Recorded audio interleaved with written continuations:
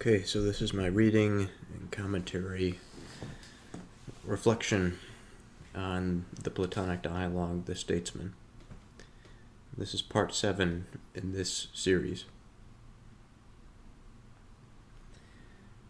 I don't think I'm going to give a general summary of where we have been, because as we continue here, it'll become apparent, I hope. If anything, the one that finds this can reach back into the earlier episodes. But nonetheless, today happens to be a Sunday evening, the evening before another week, another work week, which of course are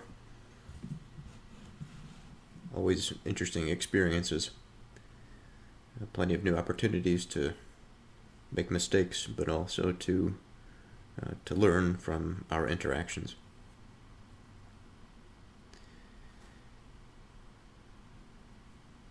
And there's one thing that I'd like to say that I say often in these podcasts, is that these readings are meant to inform us on a level of mind that at times does not seem practical to our everyday experiences. But this must not be the case. We must not waste a valuable opportunity to learn, and also, by this learning, to establish a through line throughout the whole of our minds, such that it improves us in some way, in some capacity.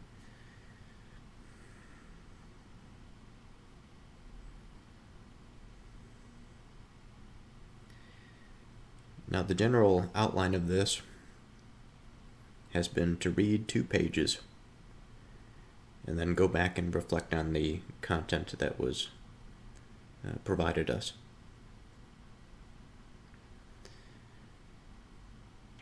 So this dialogue is between young Socrates and the visitor.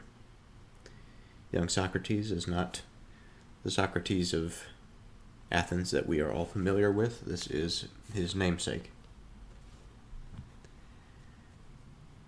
So, beginning with young Socrates, he says, "Correct. But in what way would the division following this be made?" The visitor says, "In the same way as we previously divided herd rearing by footed and wingless, and non-interbreeding and hornless, by dividing herd keeping too by these same things, I think, we would have included in our account to the same degree both the present sort of kingship and that in the time of Cronus. It seems so, but again I ask, what step follows this?"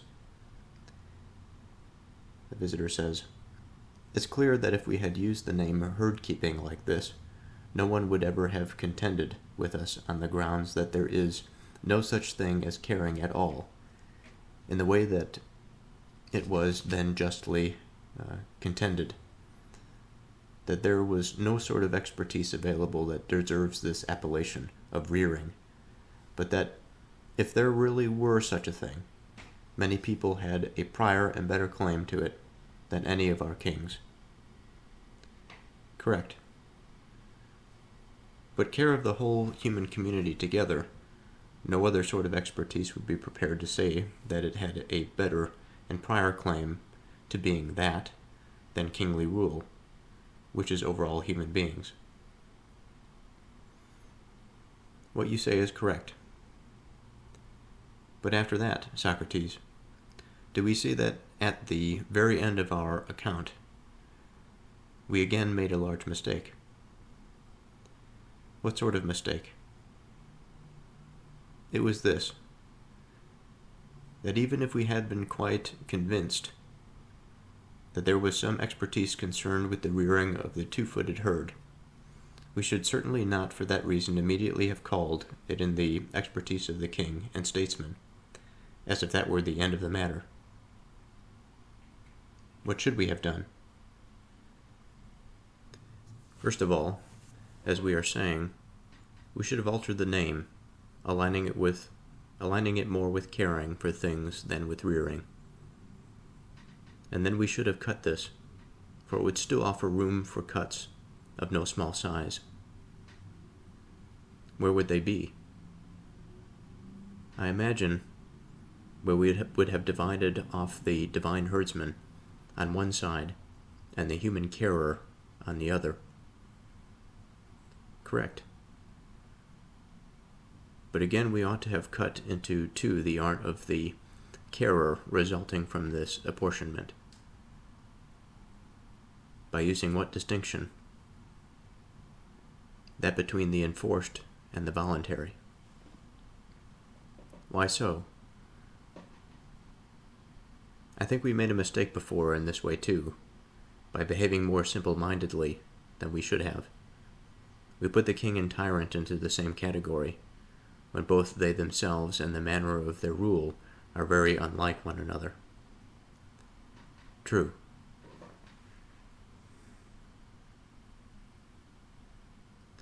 But now we should set things to rights again, and, as I said, should we divide the expertise of the human carer into two, by using the categories of the enforced and the voluntary? Absolutely. And should we perhaps call the tyrannical the expertise that relates to subjects who are forced, and the herd-keeping that is voluntary and relates to willing two-footed living things, the expertise which belongs to the statesman, displaying, in his turn, the person who has this expertise and cares for his subjects in this way as being genuinely king and statesman? Yes, visitor. And it's likely that in this way our exposition concerning the statesman would reach completion. It would be a fine thing for us, Socrates. But this mustn't be just your view alone. I too have got to share it in common with you. And as it is, according to my view, our discussion does not yet seem to have given a complete shape to the king. Just as sculptors sometimes hurry, when it is not appropriate to do so, and actually lose time by making additions and increasing the size of various parts of their work beyond what is necessary. So too in our case. I suppose that in order to give a grand as well as a quick demonstration of this mistake and the route we previously took, we thought it was appropriate to the king to give a large-scale illustration. We took upon ourselves an astonishing mass of material in the story we told, so forcing ourselves to use a greater of it than necessary. Thus we have made our exposition longer, and have in every way failed to apply a finish to our story, and our account, just like a portrait, seems adequate in its superficial outline, but not yet to have received its proper clarity, as it were with paints and the mixing together of colors. But it is not painting or any other sort of manual craft, but speech and discourse that constitute the more fitting medium for exhibiting all living things. For those who are able to follow, for the rest, it will be through manual crafts.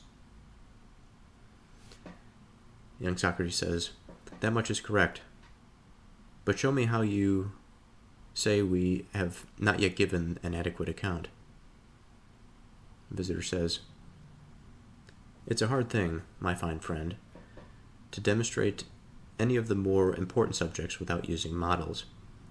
It looks as if each of us knows everything in a kind of dreamlike way, and then again is ignorant of everything when as it were awake." What do you mean? I do seem rather oddly now to have stirred up the subject of what happens to us in relation to knowledge. How so? It has turned out, my dear fellow, that the idea of a model itself, in its turn, also has need of a model to demonstrate it. Okay, so that concludes the reading of these 2 pages. So what can we gain from this? You know, the initial exposition of division, I think I went through a few different experiences. One was that I felt it to be inadequate and a bit arbitrary. The sense of arbitrariness began to subside. Because, of course, we have to enter into the mind somewhere. We can't just passively come to understand things. And so the division tree that the visitor had gone through is as follows.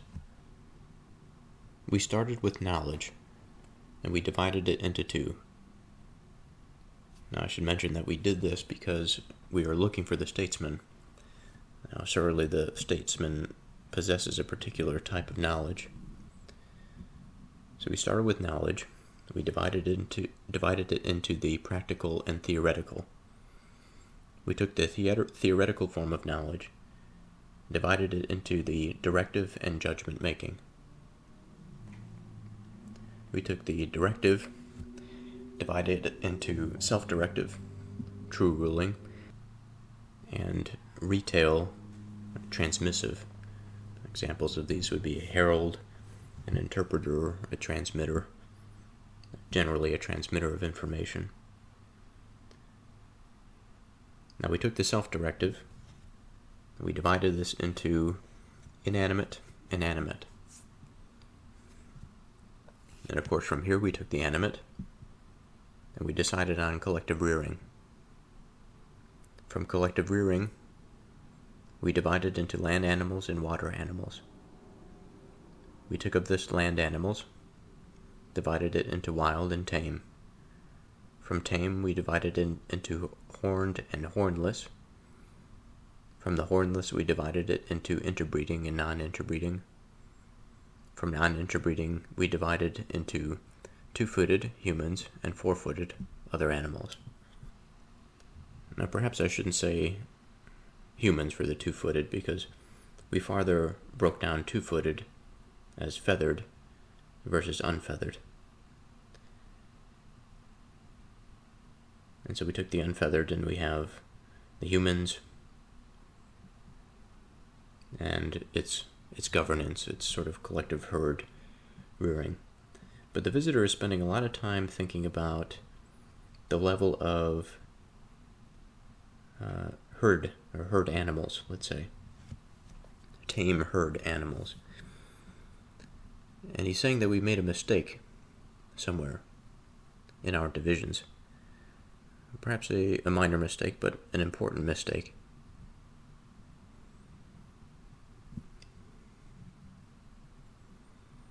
Now he says, in the same way, we previously divided herd rearing by footed and wingless, and non-interbreeding and hornless.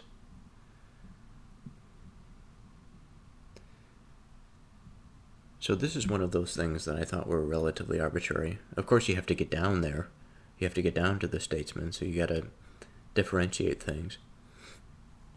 We went on this long methodological discussion. Well, maybe not long, but we spent some time on it. We followed the visitor's experiment with young Socrates, and we had come to the conclusion that when we divide things down into simpler principles, we should make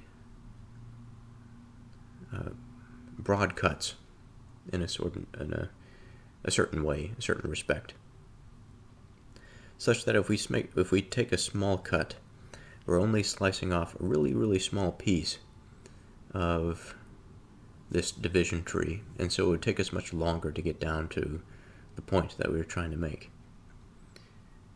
In the process, though, it would seem that there are plenty of things that are not needed, or seemingly not needed.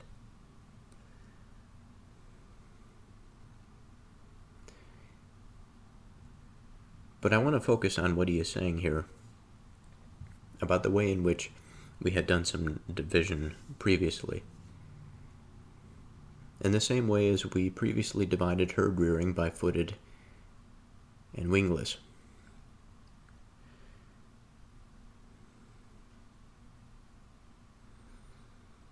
So he's speaking of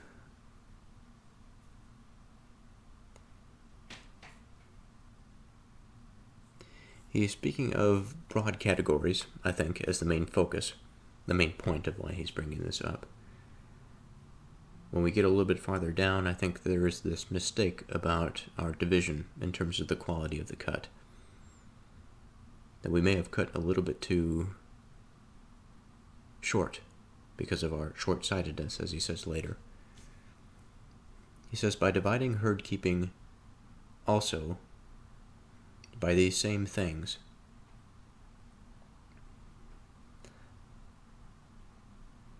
I think we should have included in our account to the same degree both the present sort of kingship and that in the time of Cronus. So this is an important part here. The rule of the king in the age of Cronus and in the age of Zeus are two entirely different experiences. In the case of the age of Cronus, I have to question the necessity for a king altogether, because this is more of an age of divine harmony. The need for human institutions are small. That's not to say that the human institutions don't exist, but harmony has this sort of way of providing without our needing to suffer and to struggle through these sort of inconvenient structures that give us order, because order is sort of provided by the cosmological harmony, as I've said. Now, in the age of Zeus, it's not this way.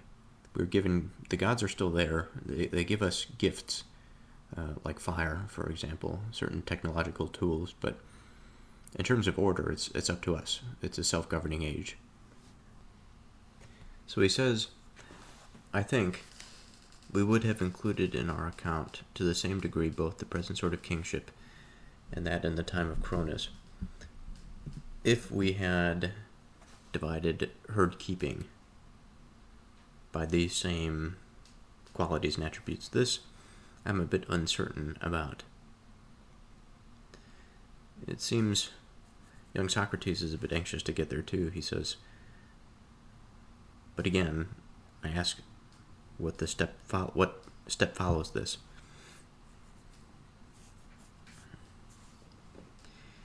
So now he's using the name herd keeping instead of herd rearing. He says, it's clear that if we had used the name herd keeping like this, no one would ever have contended with us on the grounds that there is no such thing as caring at all.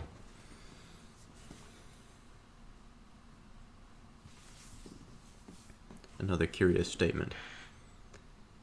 In the way that it was then justly contended that there was no sort of expertise available that deserved this appellation of rearing.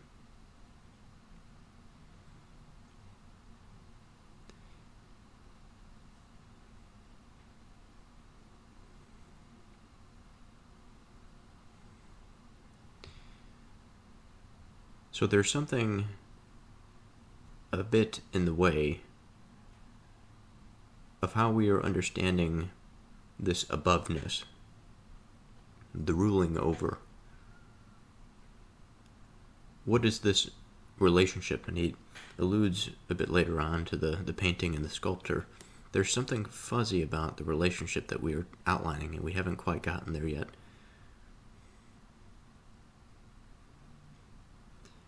If there really were such a thing, many people had a prior and better claim to it than any of our kings. Now, speaking of the expertise deserving the appellation of rearing.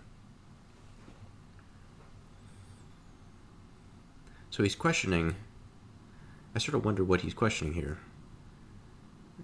Is he questioning the role of the king as a rearer, the role of the statesman as a rearer, the role of the king as somebody that cares, or the role of the statesman as somebody that cares? Then we find the tyrant later down this page. And it makes me think, well, there is something to this caring. If there's going to be something that distinguishes them, then it must, well, maybe not must, but perhaps it would involve caring or rearing, whereas the tyrant is indifferent to these matters. He cares for himself.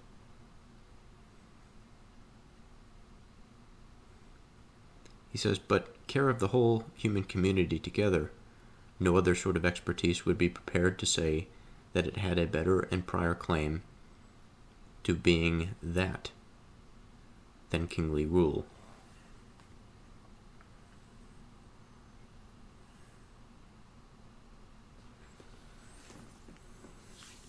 Which is over all human beings. So surely we attribute this quality of caring to the rule of the king.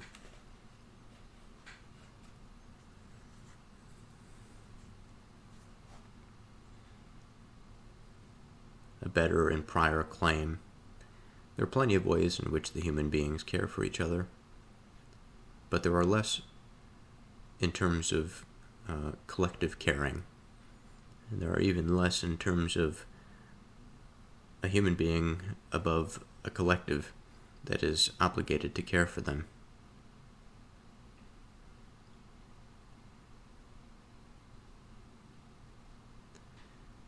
Now he's asking Socrates, do you see where the mistake was, where the large mistake was?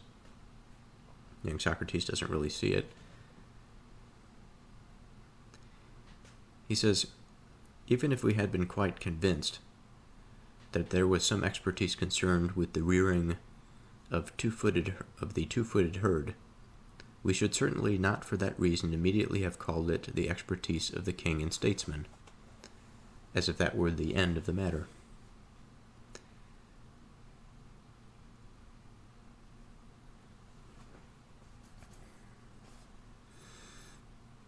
So let's get ourselves in the mind. I think getting the mind down right now is going to be the thing that helps us the most later on. So we imagine a landscape, this sort of division landscape in mind. We envision it in a physical or material sense, just as much as we do philosophically, intellectually. And so I think about these two-footed herds. There are plenty of them, again, the feathered and non-feathered.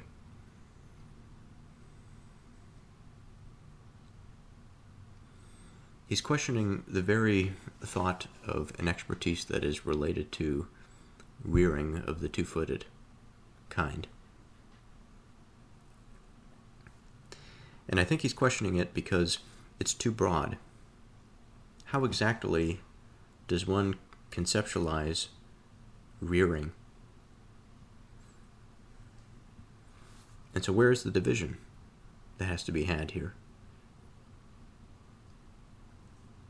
He mentions a bit later of our overly material focus.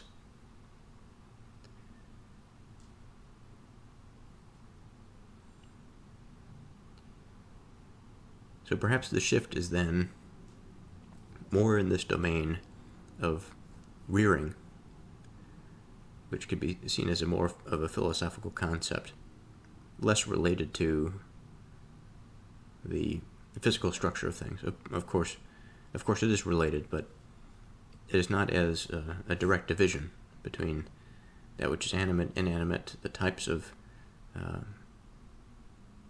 creatures that we divide just to get to the human being.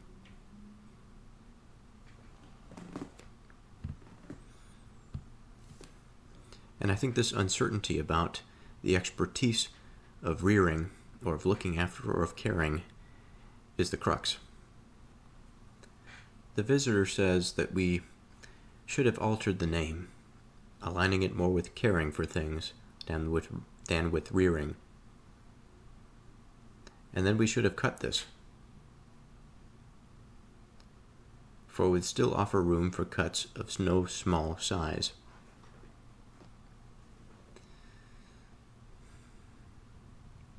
So this is in line with what we are saying. So we wish to divide caring so we can understand it and see it a little bit better. Now, he doesn't explain why that he prefers caring versus rearing. Now this is where I would imagine being a translator is quite difficult, because getting these terms correct is extremely important. So if we slow down a little bit and take these two words, if we look at caring first, from the Old English we have a meaning that meant sorrow, anxiety, and concern. Over time it softened into the sense of to look after, to provide for, to show concern for the well-being of another. Its contemporary definition, it implies attention, concern, and protective watchfulness. Now, rearing, from the Old English, to raise, to build, to bring up, related to the act of lifting or elevating something to a higher state. This came to mean to raise from infancy to maturity, with a sense of discipline, cultivation, and structured upbringing. So my first impression of this is that neither of these terms are inherently negative that would cause us to want to use one versus the other. Now, surely there are plenty of causes that would make us want to use one or the other, but it surely doesn't rest, at least immediately, in a strong negative for their difference. Because caring seems important. It seems to be a quality that one must exhibit, but perhaps it's a quality that is involved in rearing.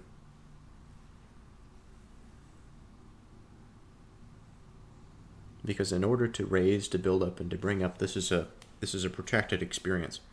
This is not something that occurs simply. Caring, on the other hand, can be momentary, but it can also be long-term. But if one is to be reared well, one must be cared for well. And so I have this idea that the caring is this sort of willful attitude about attention, whereas the rearing is the experience over time of how one is brought up to from infancy to maturity. Caring, it would seem, is a sort of a deeper step into the mix. I wouldn't say it's more fundamental, but as we go into rearing and we understand that there are certain qualities, attributes of the person that rears that are necessary for good governance, we have to ask ourselves, okay, well, where does this start? What sorts of qualities or attributes does this individual exhibit? I think caring is probably one of them. Now, part of me wonders, just as a brief moment of reflection, that perhaps it wouldn't really matter either way if we start with caring or start with rearing. The main point is that we really have to understand the terms. Eventually, we would probably get to one or the other.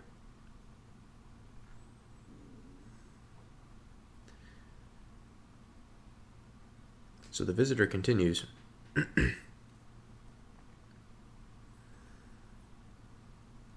He says, I imagine where we would have divided off the divine herdsman on one side and the human carer on the other. This is in response to where the cuts would be.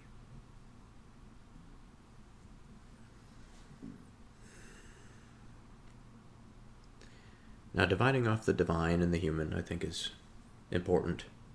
Surely there are plenty of characteristics that are specific to divine governance that are not present, or perhaps mirrored in only a step-down fashion in the way that man governs his likeness.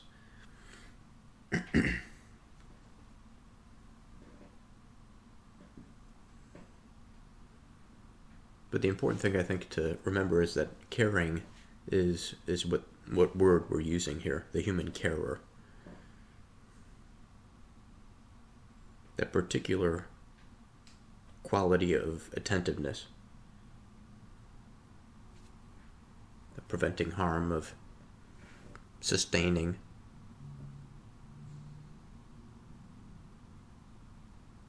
The harmonization.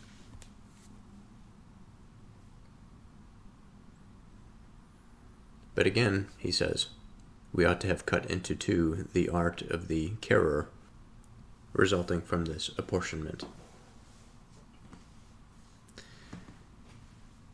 Then young Socrates asks by what distinction,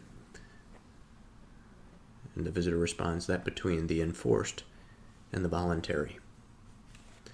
So we take the human carer, we split this into two, the one that is forced and the one that is voluntary. Or rather, enforced, I should say. Now, there are plenty of things that are enforced that have the capacity for caring behind them. There are plenty of laws, for example, that are in place that are meant to attend to things that we generally all agree upon. But in disobeying them, they will be enforced. There are other aspects of our society for which we participate voluntarily. That being the various freedoms that we have, the rights that we have, our freedom of speech and expression, of assembly, and of general participation in that governance structure. The mind is a funny thing. The older I get, the stranger of a thing it seems, the stranger of an experience it seems. Frustrating at times, beautiful at others.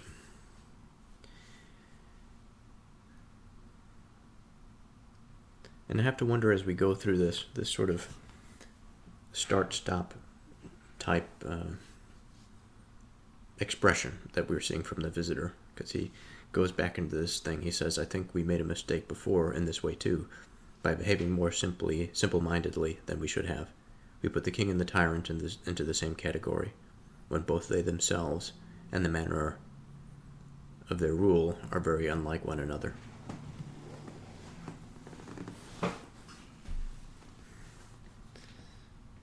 It's very much within my common experience to have this sort of start-stop until this sort of warm-up takes place. The rust off of the old metal begins to wear off, and now I'm sort of an engine running anew.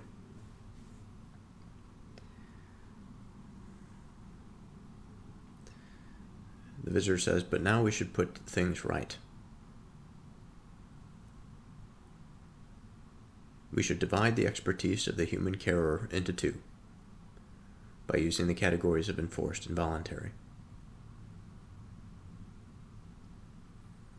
He says, we perhaps call tyrannical the expertise that relates to subjects who are forced, and the herd keeping that is voluntary and relates to willing, two-footed living things, that expertise which belongs to statesmanship, displaying in his turn the person who has this expertise and cares for his subjects in this way as being genuinely king and statesman. So we have two large categories here, quite exciting categories, because we have to explore the tyrant, and then we have yet to explore the king and the statesman. But this is an interesting division, because if we are going this way, we are taking out something that might be at times associated with all political classes. The tyranny. We can ask ourselves, is the tyranny found within the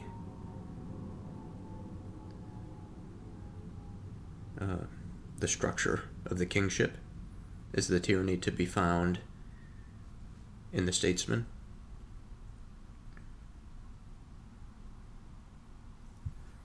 Much like with caring, I think there are plenty of things that we could pay attention to.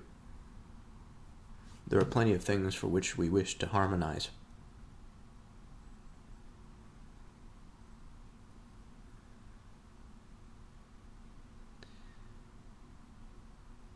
and in the adverse forms of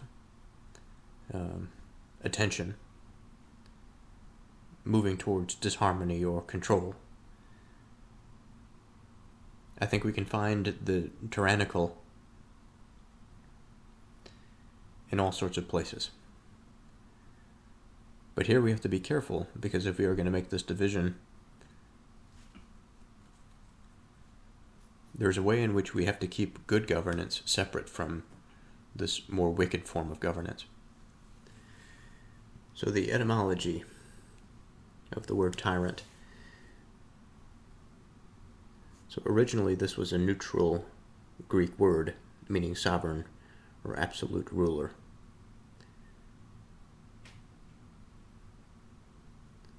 Likely borrowed from an Anatolian or Lydian language, meaning lord or master. In archaic Greece in the 7th through 6th century, it referred to someone who seized power outside hereditary monarchy, often by popular support against aristocrats. So this would be keeping with voluntary, and not so much forced, but of course what we are speaking of here is subjects who are forced. Early tyrants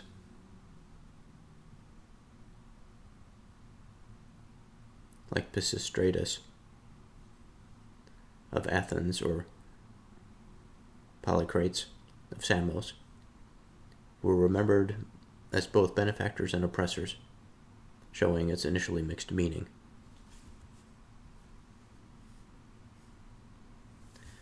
By classical Greece, the 5th through 4th century, the term took on a negative sense, especially in Plato, Aristotle, and later writers. Tyrant came to mean one who rules unjustly, oppressively, and without regard for law, nomos. Plato contrasts the tyrant with the philosopher king. The tyrant embodies enslavement to passions, while the philosopher rules by reason. Aristotle, in Book 5 of his Politics, defines tyranny as the perversion of monarchy, ruling for private interest of the ruler, not the common good. Now the visitor goes on this exposition, again saying that we've made a mistake, that we've taken this road that is much longer than something that was more direct. I think he's beating himself up a little bit too much here. And perhaps he's doing it because he's trying to find a way to reestablish where he was before. Maybe there's a little bit of both that's occurring here. Because in this exposition, he's saying that we've done well to give it an outline, but it's a foggy outline. It's not something that is, while we may be able to perceive its general character or its figure, let's say, we don't understand its details. The colors are not vibrant. And so, while we understand in a general sense where the statesman, where the tyrant, and where the king is, outside of that, their general position, we are quite ignorant of what they are responsible for. Now we find ourselves in a curious spot because the visitor brings up this concept, the concept of the model. He says, "It's a hard thing, my fine friend, to demonstrate any of the more important subjects without using models. It looks as if each of us knows everything in a kind of dreamlike way, and then again is ignorant of everything when as it were awake." So let's spend a little bit of time reflecting on this potential model. What could this mean? So just from a layperson's standpoint, when I think about a model, I think about something that is a representation of something else, like a model plane, for example. A model plane is not the actual plane, it is a representation, it is an image of. I think about my chess pieces that I've been using to symbolize philosophical principles in the form of the king and the queen and the pawns that belong to them. These, I would say, are models. They represent something larger, something more real, perhaps, something more certain, more known. But I don't think it would be a good idea to reduce the symbols that are within the models that we build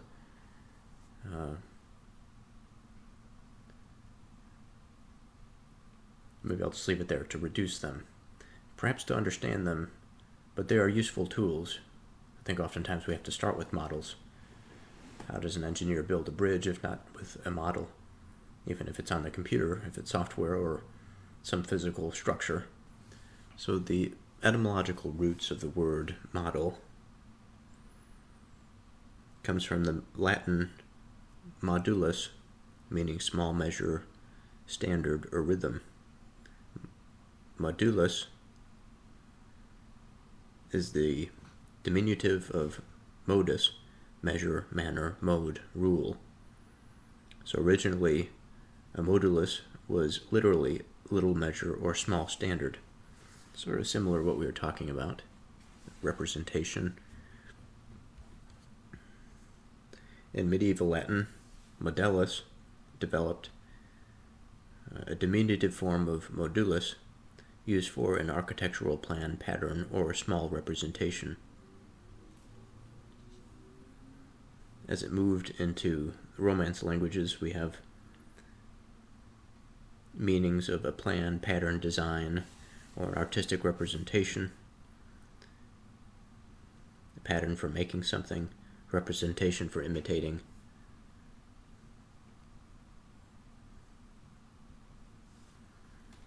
Later we have an extended metaphorical definition.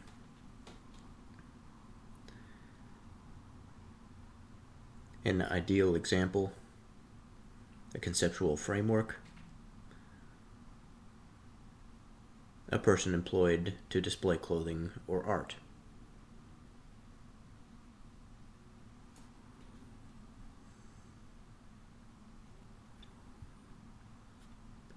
But this sense of measure, I think, is carried throughout. So it's an interesting thing that he mentions it.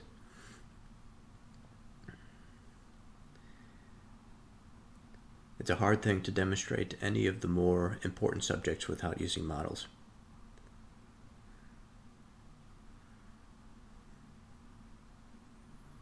It looks as if each of us knows everything in a kind of dreamlike way. When I think dreamlike, I think sort of foggy.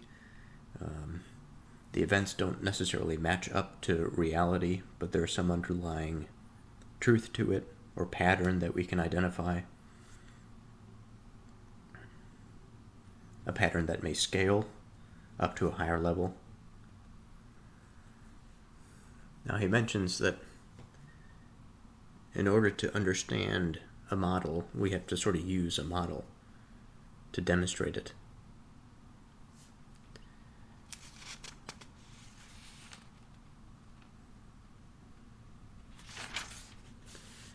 So although I'm going on to a new page, I sort of want to continue just reading this line by line. Every once in a while I'll break into this pattern of interpretation. So young Socrates says, "How so? Explain, and don't hold back for my sake." The visitor says, "Explain I must, in view of your own readiness to follow.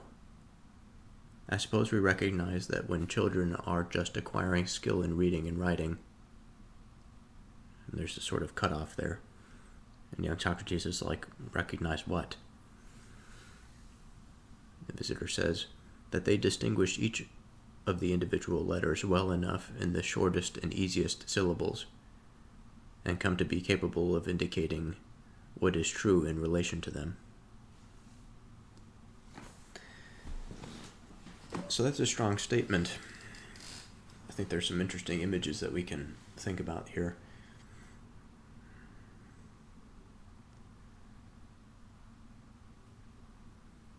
That they distinguish each of the individual letters well enough in the shortest and easiest syllables. So the definition of a syllable is a unit of pronunciation having one vowel sound, with or without surrounding consonants, forming the whole or a part of a word. There are 2 syllables in water and 3 in inferno, as an example. So in a rather subtle manner, there seems to be this suggestion, much like he was talking about earlier with the model example and this sort of fog, dreamlike state that we come to understand something. The syllable is like a grab-on point to understanding language.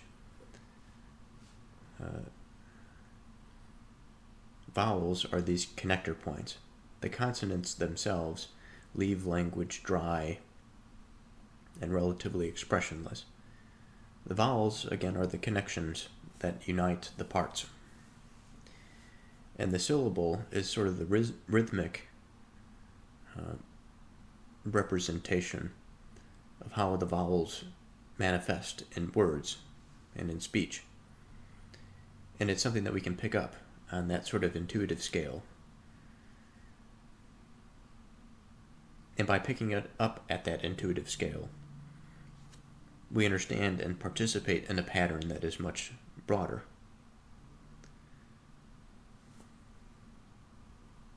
Or much more sophisticated, at least in the sense of a child that's learning language.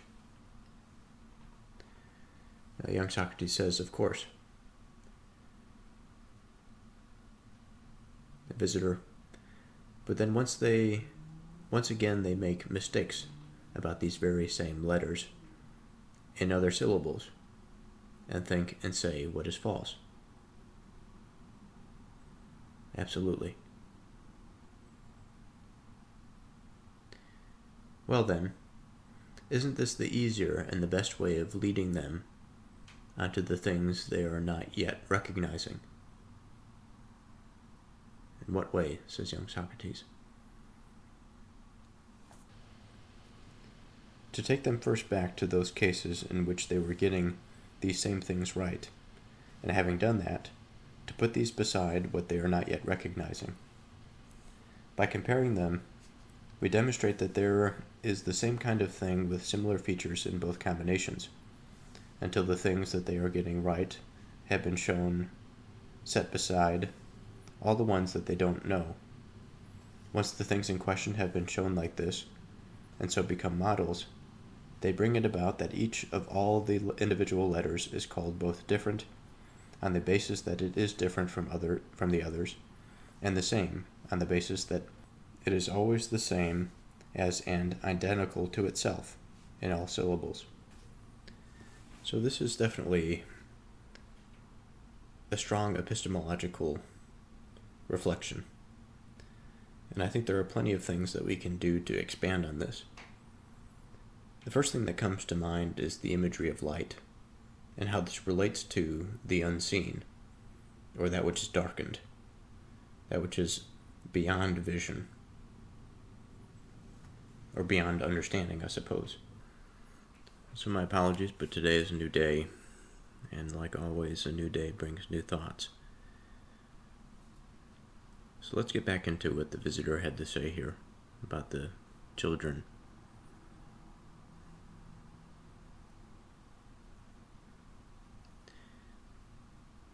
So I like to place myself in this dialogue, I guess, maybe in the place of the child that he's talking about. And so I imagine myself having an idea of something that is correct. And I take this, perhaps the method by which I have come to an understanding of something that is true, or the conclusion itself, and I come up again against something that is foreign to me, the first step, it would seem, is that I need to charge or excite my awareness of that which is unseen. But since we've sort of done that in a way already by recognizing it,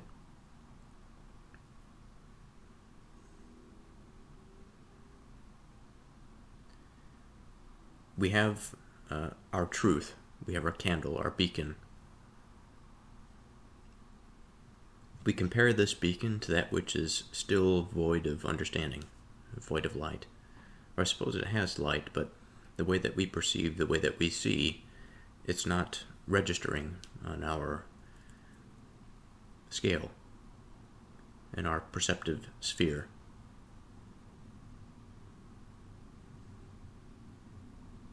We demonstrate that there is the same kind of thing with similar features in both combinations, until the things that they are getting right have to be shown set beside all the ones that they don't know.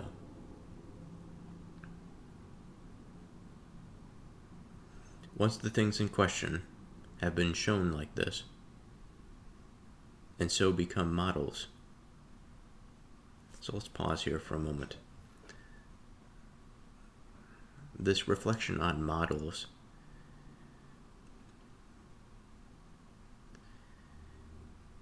it is often my experience that I go through these periods, I feel like, of understanding. There are times in which I feel more secure in my understanding than others. Let's take a professional context here, in which there's a specific skill that is involved. And one would think that as time goes on, the skill increases. And perhaps in my case it does. But all the same, there are always new situations, new problems to be solved and to be had. And regardless of the skill set, the orientation of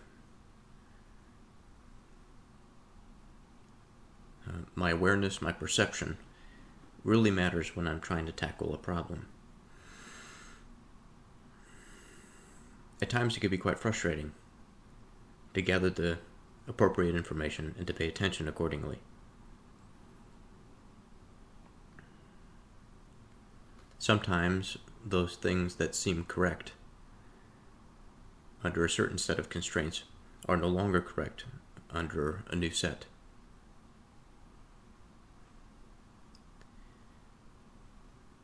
But all the same, I feel like there's a process of generalization by which certain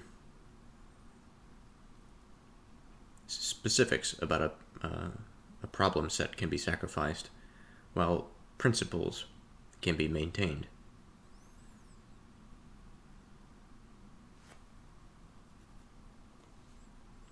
Again, he says, by comparing them between that which is not recognized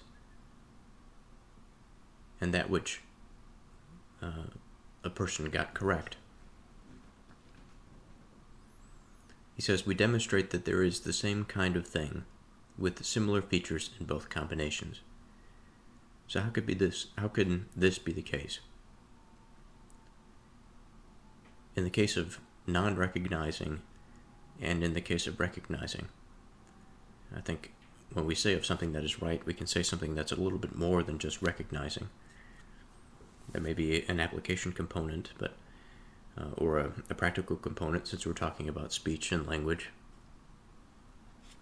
Using words correctly is quite important when it comes to speech and language. Using words appropriately and speaking them clearly and appropriately also implies a certain innate understanding of this syllable architecture that we were talking about before. And so we are taking this and counterposing it to the unrecognized, to the problem that we have faced but we have yet to surmount. Perhaps it's pronouncing a particular word.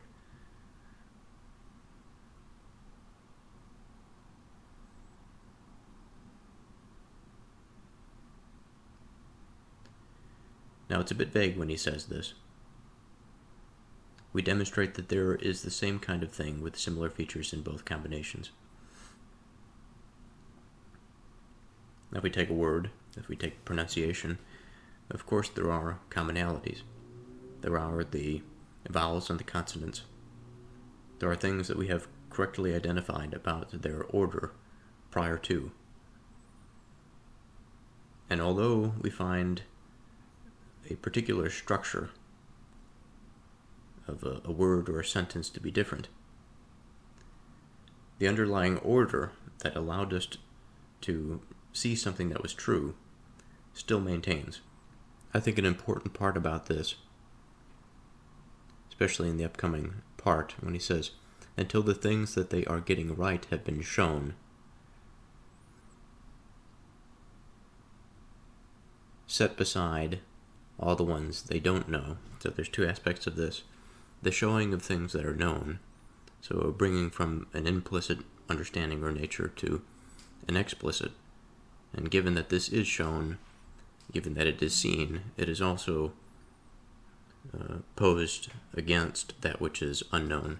So it makes the axioms more familiar at the outset, so solving the problem becomes easier, more reasonable, more straightforward perhaps.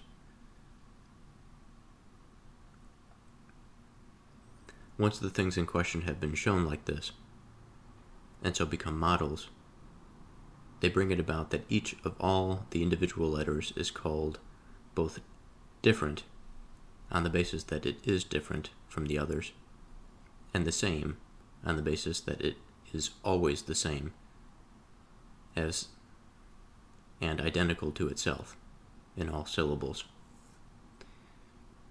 So what does he mean by this?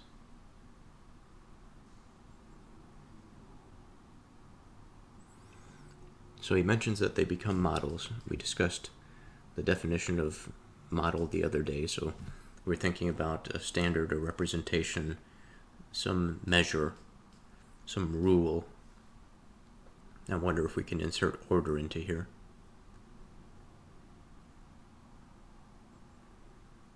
But we have a conception of what the order is through this model, through this measure. They bring it about that each of all the individual letters is called both different in the sense that each of them are individual. They possess unique characteristics that differentiate them.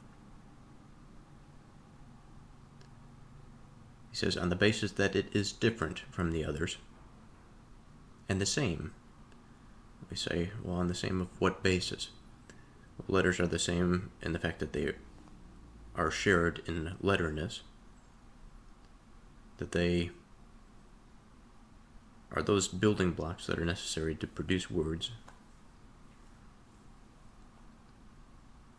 On the basis that it is different from the others, and the same on the basis that it is always the same as and identical to itself in all the syllables. So when it comes to a syllable, when I was younger, being taught the basic fundamentals about things was always the most difficult. I could eventually get the broad concept over time, but the principles of why things worked together and why they had certain relationships, I think was something that perhaps I missed, but I missed it because I was intensely curious. And that curiosity, I think, was subdued by a type of lethargy. But let this not be a limiting factor now. So when I think about this syllable,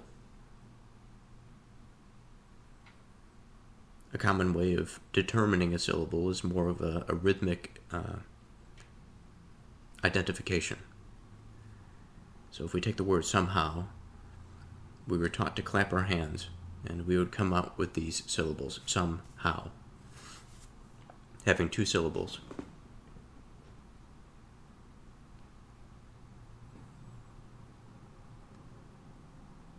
Now the word somehow has 3 vowels in it. There's 2 O's and 1 E.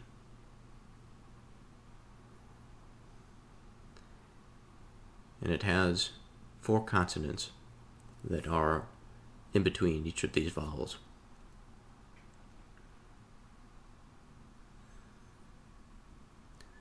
So by the rhythmic standpoint, we have identified, or we can identify, 2 parts of this word. But yet we don't really understand exactly why we have 2 parts to this word. We have different kinds that the visitor mentions. Again, to quote him,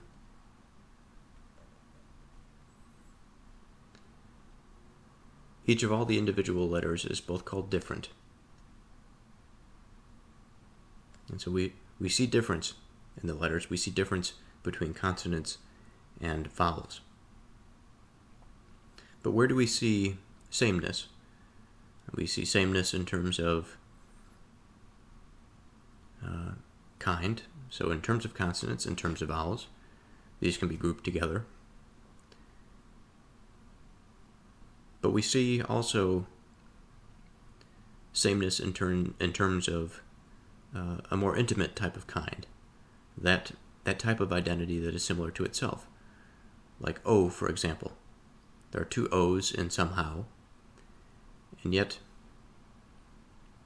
they both occupy a degree of difference because it's not the same letter, but it's the same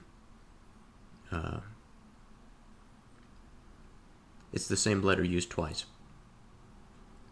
And so there's this interweaving of differences and of similarities.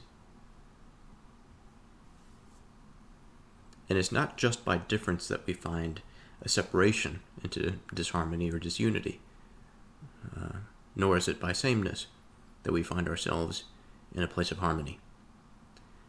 There's this sort of marriage between the two, just like we had with being and non-being.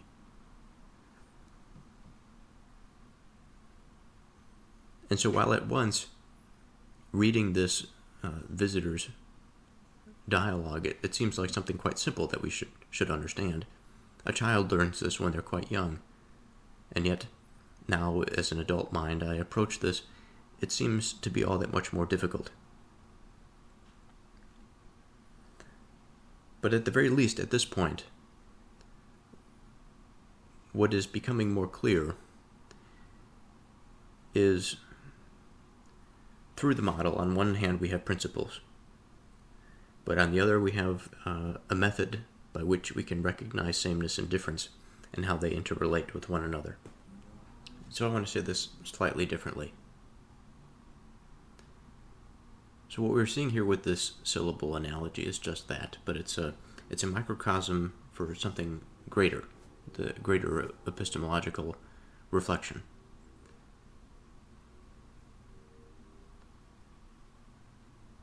He's trying to explain how relation, connections between parts, create meaning.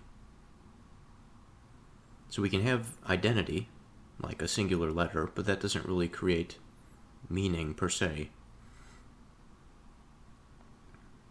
Without its combination, it's what we'd call mute. It's inert.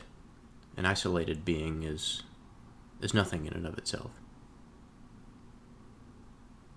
And so this syllable, this congregation of parts, causes to put letters into some relation. And by its relation, we have a method or a model for how beings come into being through relation. Now he continues, he says, have we grasped this point adequately?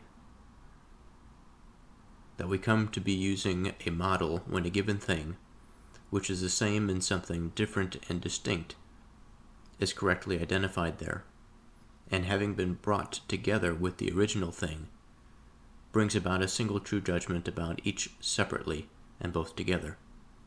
So a little confusing, so let's go through this line by line here. He says, we come to be using a model when a given thing, which is the same in something different and distinct. So, how can we identify this here?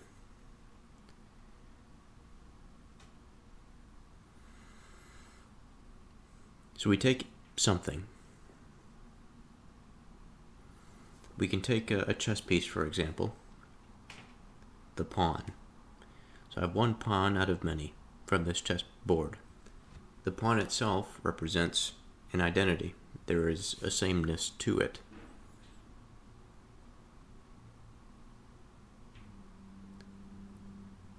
Now it's within a broader experience, within a broader set of difference.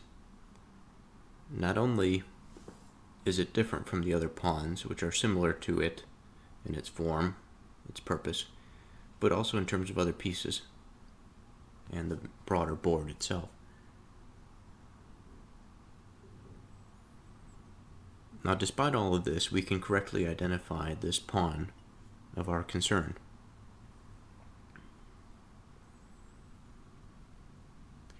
Now he says, and having been brought together with the original thing. Now what is the original thing? Now this could be the form of the pawn. Now the form of the pawn gives us an idea of what its function is, what its purpose is, how it is to function in relation to other things on the chessboard. And it doesn't matter what the color of the pawn is or what the shape of the pawn is, but if its relative relationship to other things is in such a way, then we know what its function is, we know what its purpose is. He says, brings about a single true judgment about each separately and both together. I want to back up a little bit. I think I skipped over something that was important. It was the expression is correctly identified there. We have to remember that what he's giving us here is essentially a definition or the way in which a model is used, sort of as a tool. So I'd read this again. That we come to be using a model when a given thing, which is the same in something different and distinct, is correctly identified there. So the recognition is important. It is key, actually, fundamental. By the very fact that I recognize the pawn's place, not only among other beings of a similar nature, but again, as I've mentioned before, among the different pieces in the broader chessboard.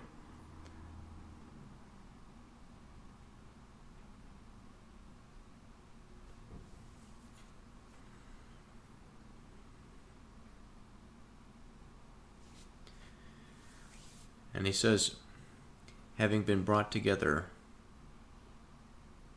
with the original thing, where in this case we might not necessarily say it's the form. Our mind might jump to the form, but the original thing is the pawn, because we started with one thing. That's where our attention is. And we're focusing on where this thing is relative to other things.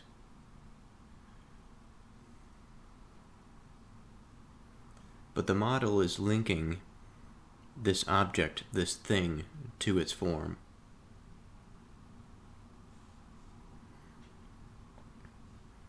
The model is linking the pawn to pawnness, to its singularness that's preserved in the difference.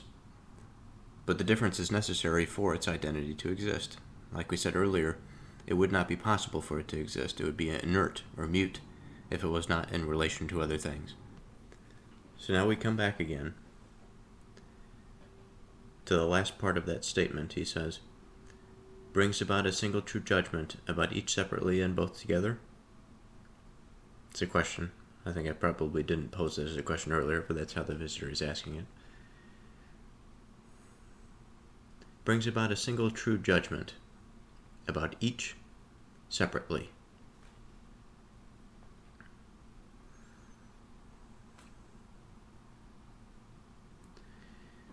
Now, this can mean a few different things, I think. What I think it means is that we're speaking about the pawn in his relationship to other things. So when we think about a single true judgment, the true judgment is the recognition of the identity that we started with. It's where our attention is. Now, about each separately, the true judgment, the true portion of that, is the sense that we can identify relative to where our initial attention was placed the other things that surround it, the other things that don't immediately capture the thing itself. About each separately and both together. But we understand also by his experience, by his identity as being something that is not mutable or is not inert by virtue of his relationship to other things. We recognize his place among that which is outside of him, the togetherness that the visitor speaks of. Now, to this young Socrates says, it seems so. The visitor continues. He says, then would we be surprised if our minds, by their nature, experienced this same thing in relation to individual letters of everything? Now, in some cases, holding a settled view with the aid of truth in relation to them. Somehow or other getting the constituents of the combinations themselves right, but once again not knowing these same things when they are transferred into long syllables of things, and the ones that are not easy. So today is a new day, and reading that section I just read is a part of this new day. Today is one of those days where the mind seems to be a bit inattentive, out of focus. And it's always good to remind oneself of where one is and where one is going, or what is important, the key of life, home base. As it relates to this experience,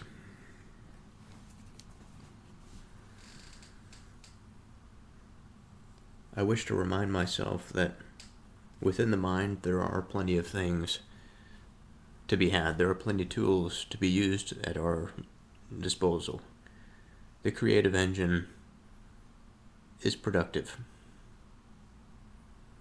There are many things that I know that I have read at some time, many things that I've done and experienced that, for whatever reason, whether it be a natural capacity, a natural lack of capacity, I've forgotten them. And in times of fatigue, this experience is accelerated, or at least it feels amplified. And so while memory is difficult to draw from, I rely heavily on that creative machine of mind.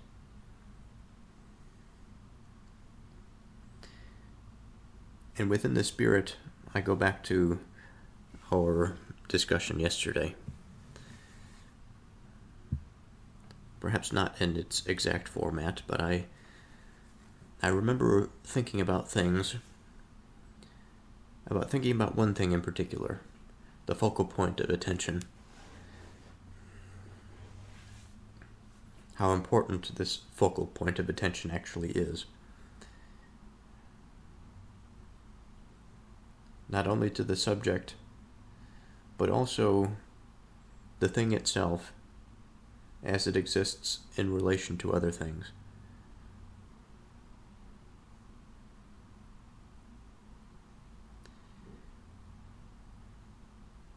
much of this, I think, is an echo and a slight expansion from what we have already experienced in the dialogue The Sophist. Now, I'm rather glad to see the visitor using this fractal representation. He says, would we be surprised if our minds, by their nature, experienced this same thing in relation to the individual, quote, letters of everything?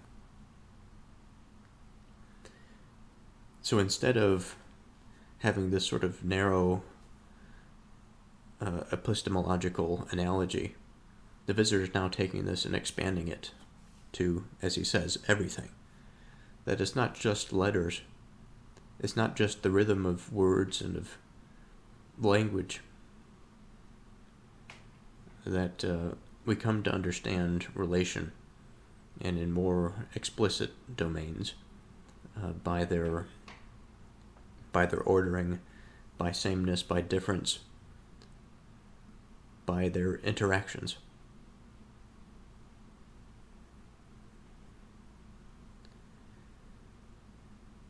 We zoom out and we see every single thing that we can imagine in this way. A series, a nested web of participating identities, all of which require relationality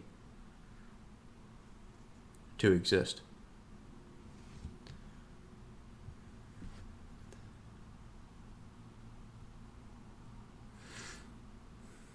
And we have established this because identity, by itself, in its inert form, cannot be. Being would just be as it is. It would be unintelligible to anything because there's nothing outside of it. Similar in a bizarre way to non-being.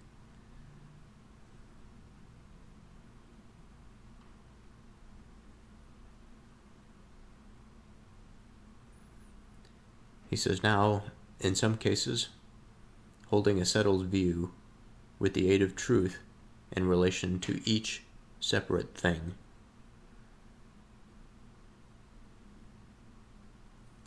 Now, in others, being all at sea in relation to all of them.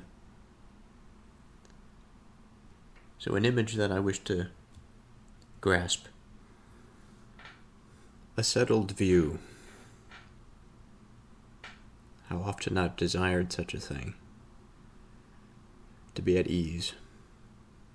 To be in certainty.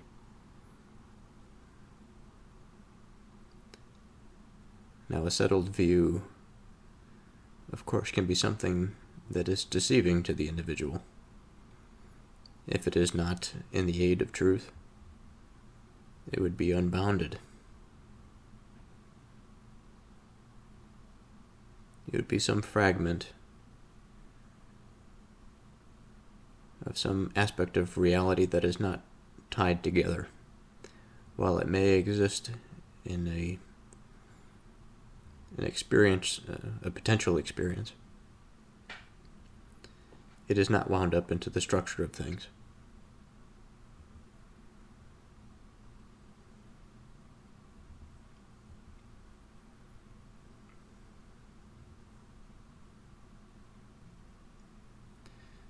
With the aid of truth, in relation to each separate thing.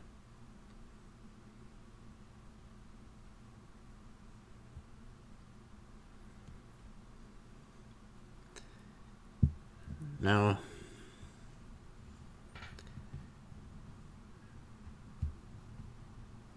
an exhausting topic perhaps this is becoming. Perhaps I shouldn't say it that way, but an increasingly difficult topic this is becoming. Because it's easy now to see that among things that are, their relationships are fundamental.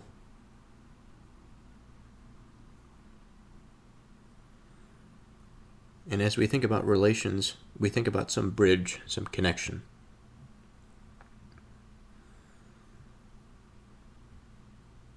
And as the visitor had mentioned, this bridge is the model by which we see things.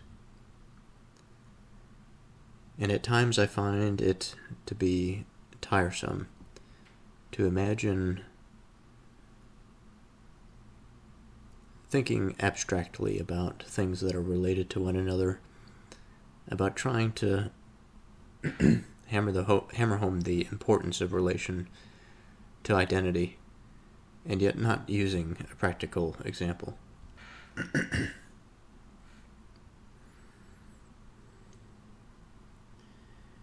it's also quite easy in my mind to get lost within the big and the small, and not really come to any sort of strong conclusion about anything. Sort of a perpetual, distracted state of mind.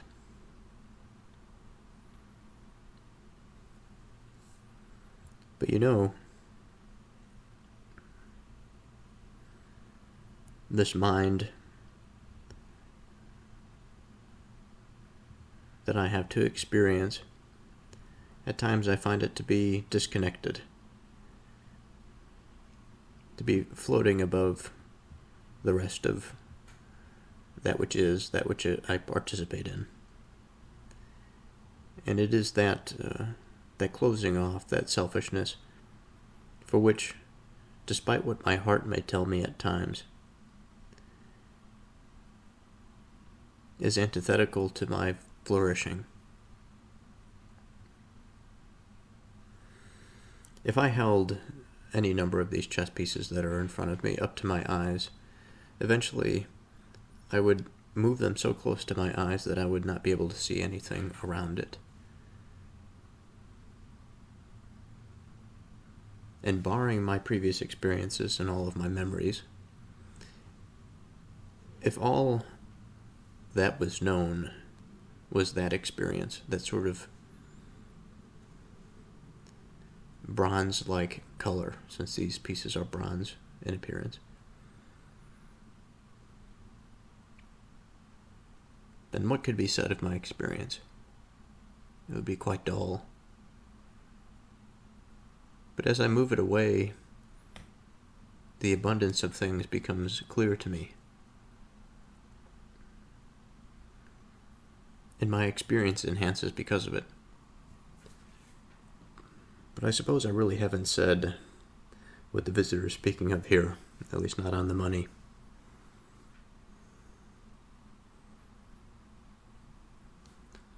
The reflection about the importance of recognizing the individual, the separate, the thing that is independent of its various relationships.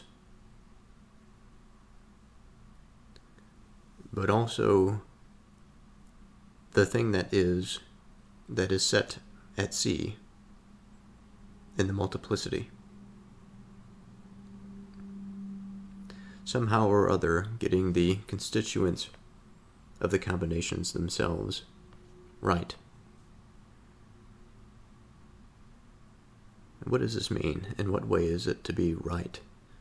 To have the constituents of the combinations. Well, if we think about the chessboard, if we think about any purpose, any function,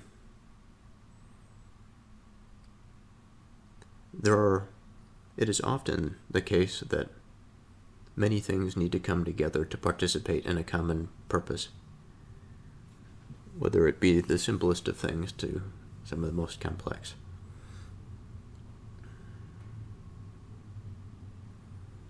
And if it were not for the relationship of all of these pieces, the sort of meta rules of the chess game, the structure of the pieces, the structure of the board, it would be impossible to organize something in such a fashion as we have in the game of chess. And so, in terms of this rightness,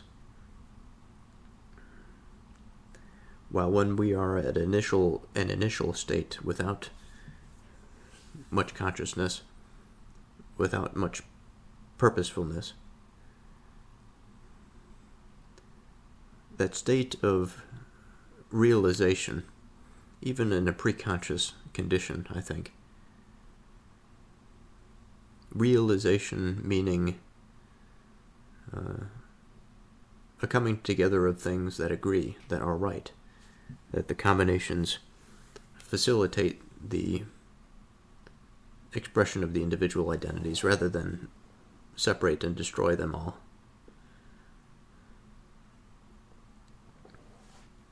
What happens is a process of creation. Perhaps it's the production of chess, perhaps it's the production of a new element.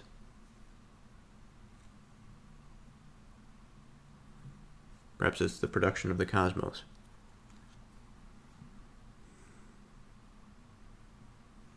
But once again, not knowing these same things when they are transferred into the long syllables of things and the ones that are not easy.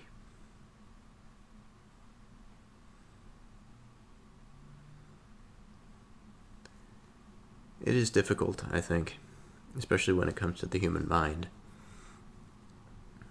While we may understand things on a simple level when it comes to being and non-being, unification and multiplicity, the human experience and the human society is very complex, difficult to understand, difficult to establish proper relations, even applying simple principles in such complex situations. I think can seem daunting.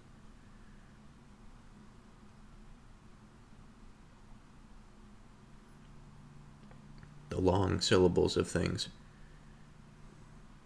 The syllable, again, being a model by which we understand the relationship among things. A long syllable would be a long model, a large way of understanding how something may be related to another. Young Socrates says, there would be absolutely nothing surprising in it. The visitor says, right, my friend. How could anyone begin from false belief and get to even a small part of the truth, and so acquire wisdom? Young Socrates says, I dare say it's impossible.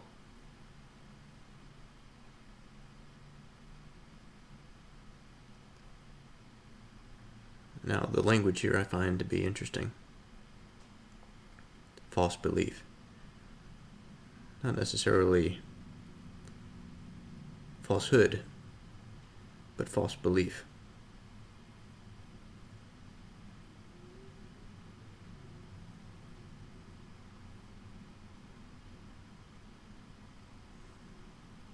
In our day, these conversations about religion, the recession of atheism, the resurgence of Christianity, the antagonism against Islam in Western societies.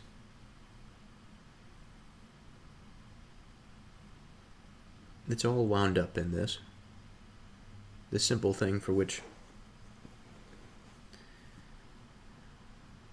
in our experience, appears to be so complex.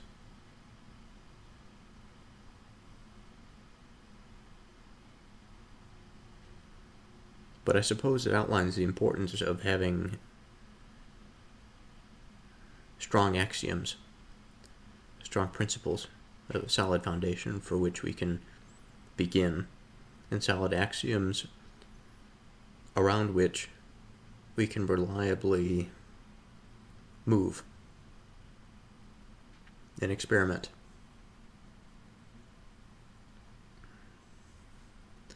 The visitor says, well, if that's the way it is, the two of us would not at all be in the wrong in having first attempted to see the nature of models as a whole in the specific case of a further insignificant model, with the intention then of bringing to the case of the king, which is of the greatest importance, something of the same form from less significant things somewhere.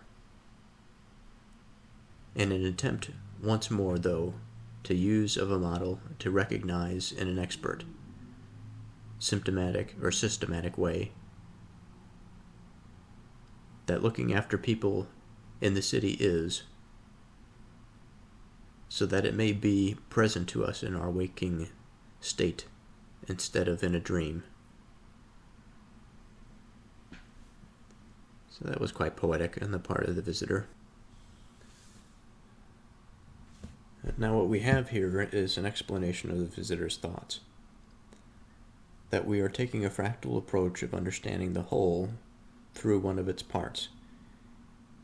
And by finding a reverberation in the form of a model, we find the connection points, we find the point of relation. And as we find this mode of relation, we identify the characteristics that are common between that relation and other relations, and we expand it out. We generalize it, I suppose, to our primary aim, which is outlining the king and the statesman. And by using this fractal, by understanding sameness as it relates to other things, we can find somehow the relationship, through its relationship, through the model, the king's nature, the king's position,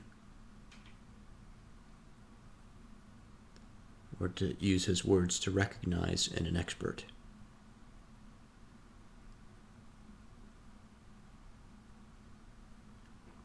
In a systematic way, what looking after people in the city is.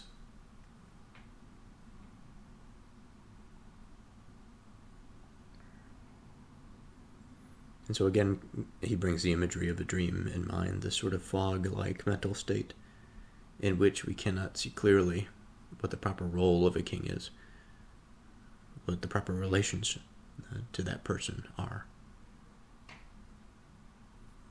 The young Socrates responds to this. He says, absolutely right. You know, there's this idea that I have. I suppose there's always ideas in my mind about something, some better than others.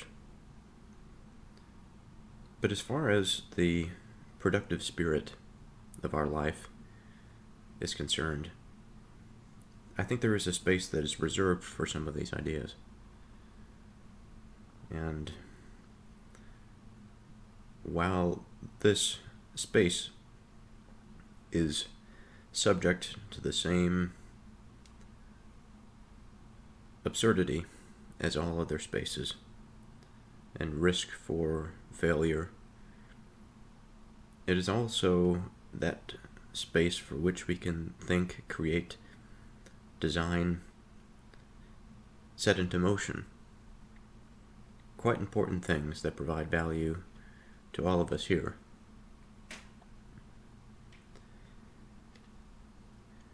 And sometimes I get discouraged by the place that the mind winds up. We can call it by many names. We can call it a depressed state. We can call it a state of lethargy or laziness. We can call it a state of passivity. We can call it lack of motivation.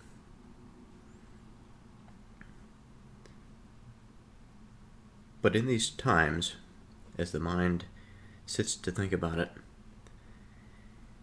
and when it desires something that is more than the former,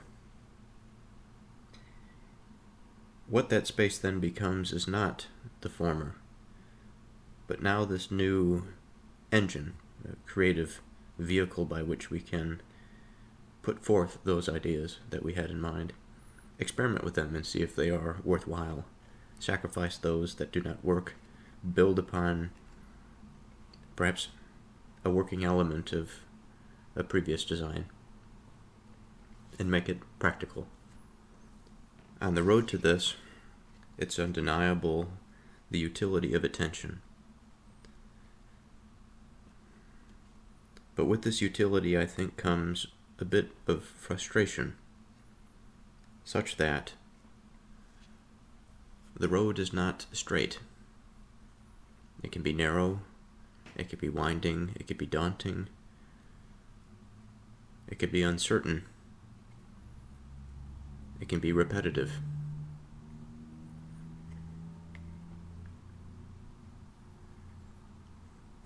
But as long as attention remains and care remains, I think the little wins, the successes that we gain through the journey, cause us to be elevated higher.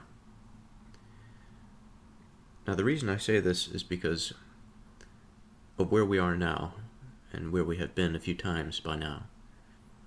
The visitor says that we must take up once again what we were saying before, to the effect that since tens of thousands of people dispute the role of caring for cities with the kingly class, what we have to do is to separate all of these off and leave the king on his own. And it was just for this purpose that we said we needed a model.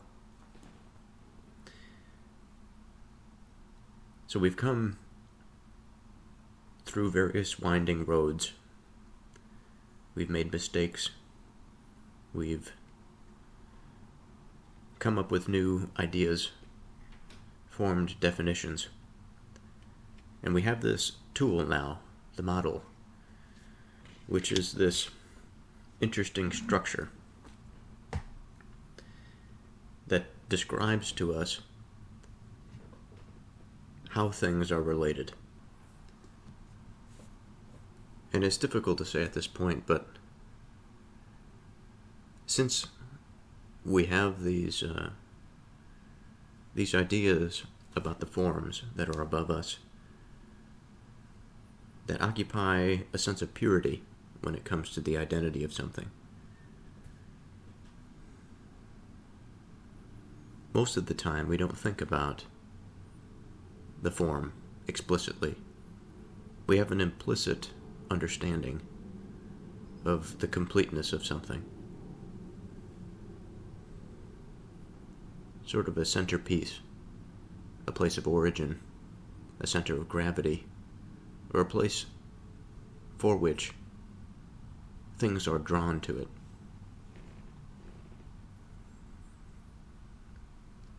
And so part of this experience, I think, must be to dive into not just the intuitive sense, a broad collective intuitive sense, but also a sense that is built by the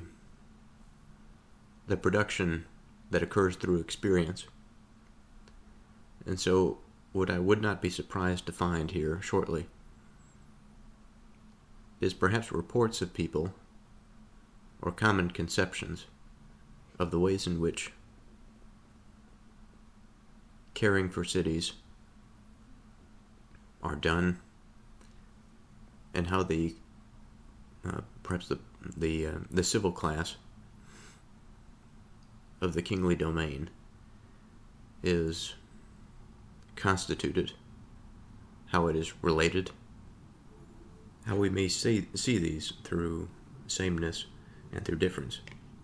So the pawns of our king and our queen are going to be quite important here.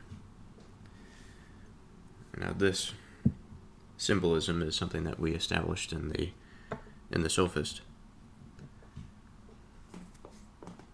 So again, the king is a symbol for that which is, the queen a symbol for that which is not, or being and not being. There's various other terms I think we can use.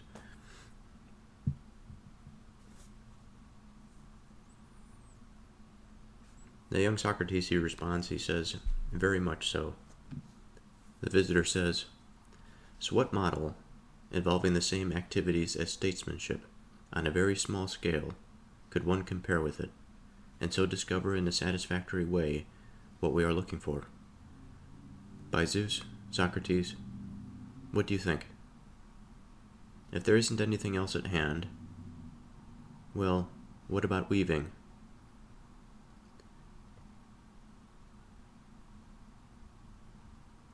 Do you want us to choose that? Not all of it, if you agree, since perhaps the weaving of cloth from wool will suffice. Maybe it is this part of it, if we choose it, which would provide the testimony we want. I've certainly no objection, says young Socrates.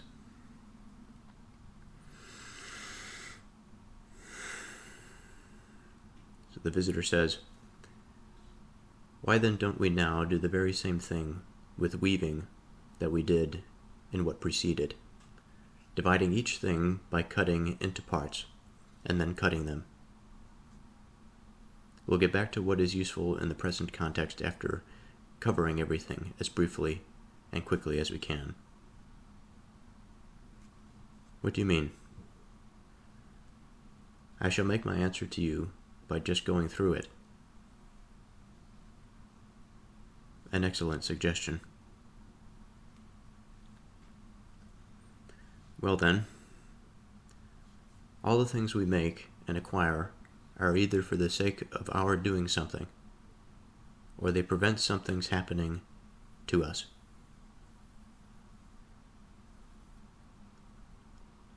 Of preventatives, some are charms, whether divine or human, warding things off. Others, forms of defense. Of forms of defense, some are ways of arming for war, other forms of protection. Of forms of protection, some are screens, others mean of warding off cold and hot weather. Of the latter type, of protectives, some are shelters, others coverings. Of coverings, one sort consists of things spread under, a different sort of thing put round. Of things put round, some are cut out in one piece, while a different sort are compound. Of the compound, some are perforated, others bound together without perforation. Of the unperforated, some are made of the sinews of things growing from the earth, others of hair. Of those made of hair, some are stuck together by means of water and earth, others are bound together with themselves. It is to these preventives and coverings, manufactured from materials that are being bound together with themselves, that we give the name clothes. As for the expertise that especially has charge of clothes, just as before we gave the name of statesmanship to the sort of expertise that especially had charge of the state, so too, now shall we call this sort the art of clothes making. From the thing itself? And shall we say that weaving too, insofar it is represented the largest part of the manufacture of clothes, does not differ at all, except in name, from this art of clothes making, just as in the other case we said that the art of kingship did not differ from that of statesmanship. So this is not something that I've done too much, but I'd like to spend some time focusing on the methodological way in which the visitor cuts. And I've said this sort of sentiment before, but I find it interesting that when we go within the mind and we examine its capacities, and we wish to perform something like what the visitor is doing, it is entirely open to us to do whatever we please, to cut in whatever way we want, assuming that we have the attention for it. And it would seem that, at least from my perspective, that the first cut is always the most difficult, because it begins with such a large statement.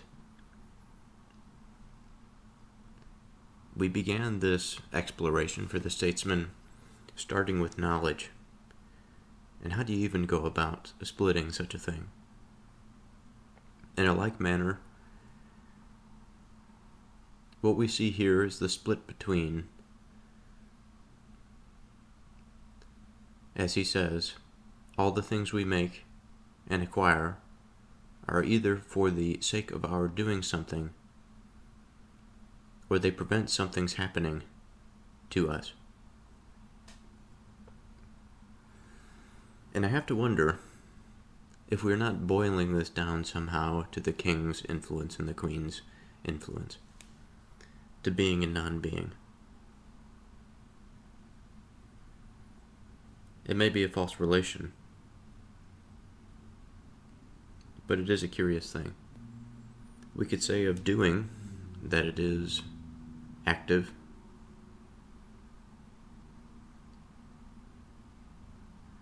and we could say that the prevention of something happening is passive, but it would seem that this wouldn't hold up totally, because preventing something is still an active pursuit. I suppose there's a way in which we can make it work.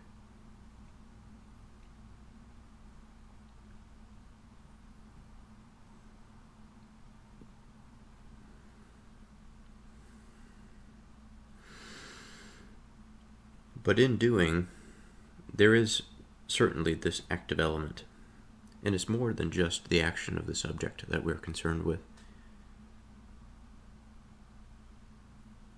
It is a type of expression. I think it's a type of relation, a type of orientation, such that we are moving away, we are moving out from.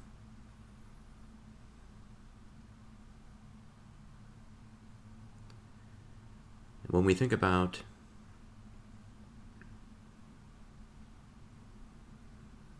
preventing something from happening, we are trying to stop it.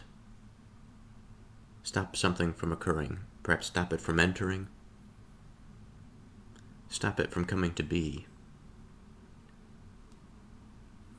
Now, we can't necessarily boil this down to non-being, because non-being, by its nature, doesn't prevent being. It differentiates it, by which accelerating the difference among identities. So by what means, then, can we define this prevention? The preventing of something from happening.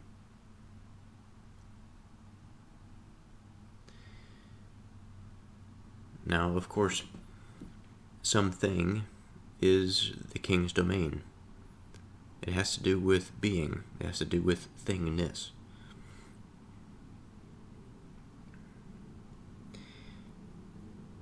If there is a relation that can be said of non-being, it does provide limits for that which is. And insofar as it provides limits, it can be said to prevent.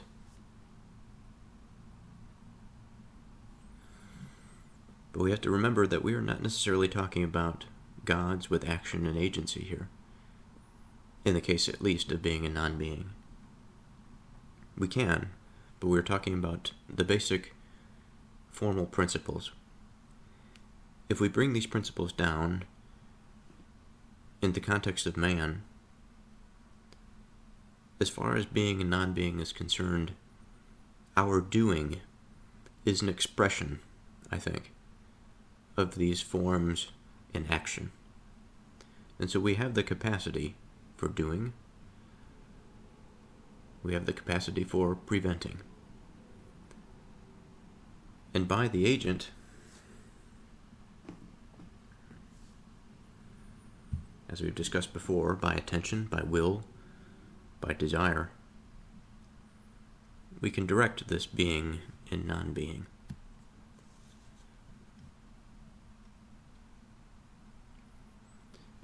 And so it makes use of a fundamental two fundamental principles that we talked about in detail. But in any case, our focus ought to be on this preventative side of things. Of preventives, some are charms.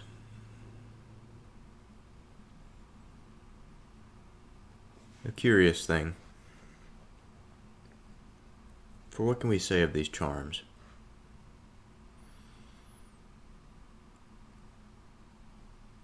On one hand,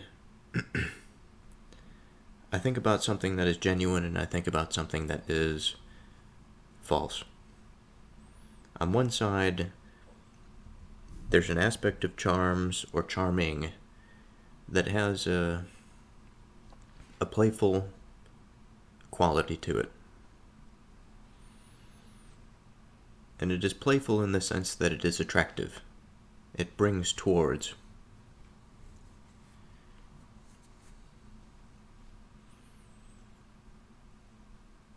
We can say of a person that they are charming. And within their charm, within their behavior, they have this way about them of easing the mind, of lowering the defenses, so to speak.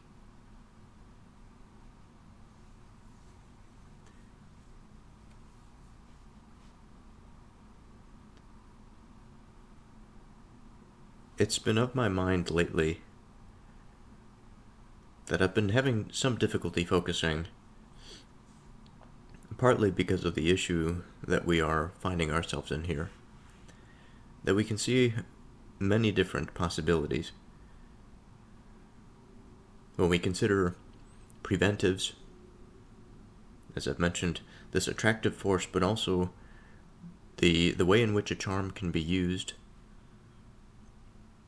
almost like the sophist, as a smoke screen. In fact, he'll mention screens later.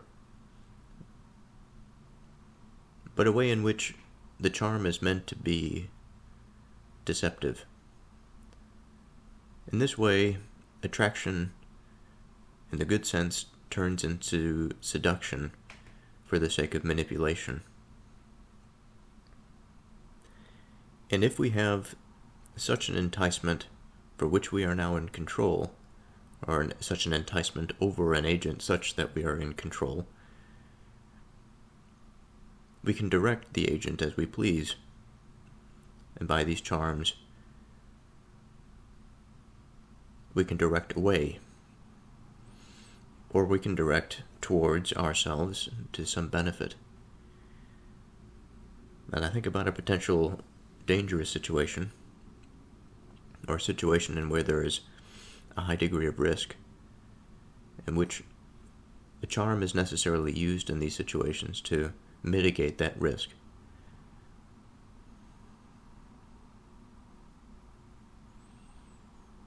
Whether divine or human. Now, to this bit, I'm not sure there's too much for me to add, other than the fact that it's easy to imagine, as I just have, of the subjective experience of using these charms. In the divine sense, we have something that is more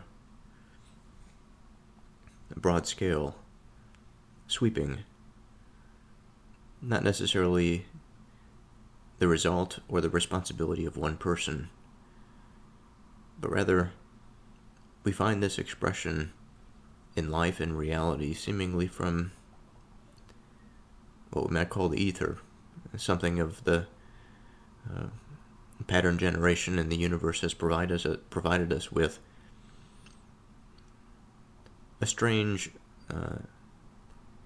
sense of enticement, and again, depending on the sway of things, a positive or a negative, a maximally truth-seeking versus a compartmentally truthful enticement that the charm can afford.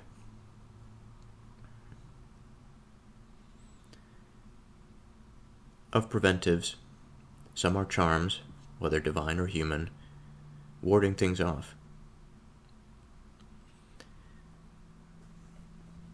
So it is key, as mentioned, that a preventative is a barrier in some sense. If we prevent something, we are keeping it outside of something. It's easiest to imagine this, for me at least, to think about the subject, to think about my experience. There's a phenomenon that is happening now.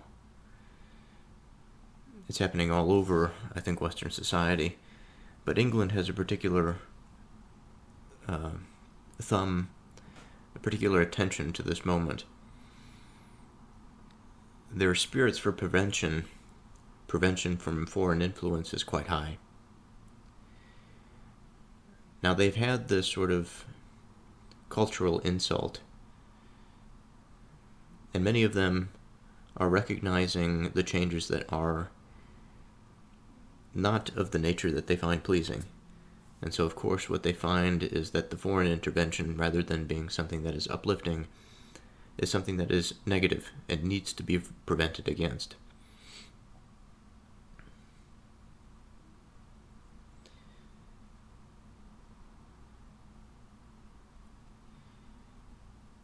And what is unfolding, I think, are methods by which this prevention against the foreign influence may take root, be established. One is through petition to the government. The other is this boiling up of potential, the potential for which, in these situations, in these types of eras, can be quite uncertain how exactly it may manifest.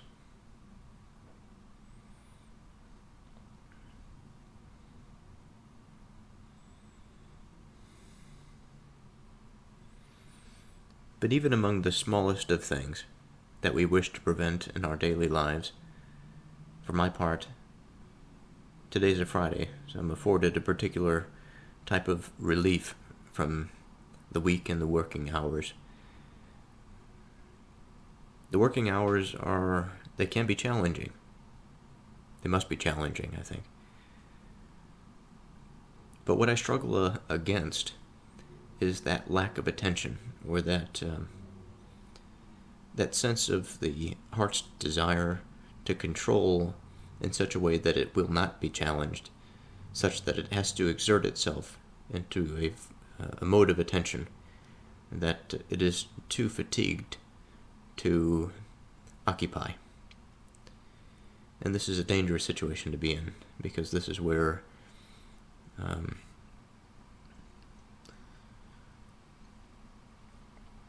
misplaced statements can arise. It is where emotions can run high, and the professionalism may slip or crack. And one prevention against this is the exercise of attention. It is the exercise of care. Now that sounds familiar to me, the expertise in the exercising of care and attention as a preventative measure against inattentiveness.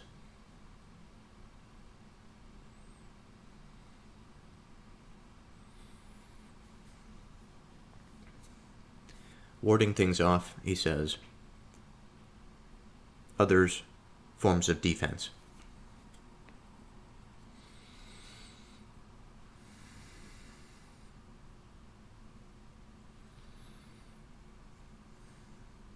Sometimes, going back to this problem of seeing things from multiple angles and having multiple definitions for things, I find defense and offense a bit difficult to differentiate, and it should not be a difficult problem. It's simple enough conceptually. But when it comes to prevention, we are in such a mode towards the defensive measure that to consider a charm, anything other than a defense is difficult. And I think that there are defensive qualities in the charms. And I do also think that of prevention, there is an inherently defensive aspect to it. But I think that if anything can be said in a different manner when we bring up separately other forms are defense, what comes to mind is something that's more explicit. It's something that's more direct, actionable. When that foreign intervention comes in, it's violence. It's military intervention. It's revolution. It is the immune system that kicks out the insulting agent. Now, it is of the forms of defense that the visitor decides to go down. He decides to go down that road. He says, of forms of defense, some are ways of arming for war, others, forms of protection. So let's think about this a little bit.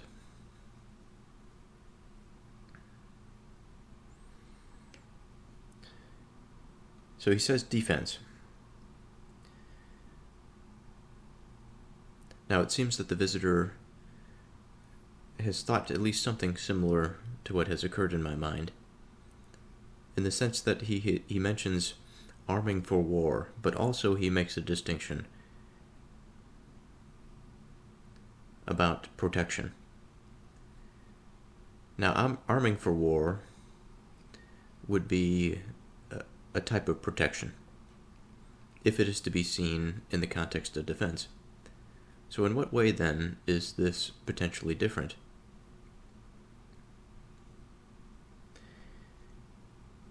They say that a good defense is the best offense. Now, what is meant by this? I think what is meant is that if we have a strong preventative measure by which the identity, let's say, of an agent, is so firmly rooted in its own identity, it's so aligned with, potentially aligned with, good things and truth. Doesn't have to be. It could be something that's wicked, just having a very strong faith in itself.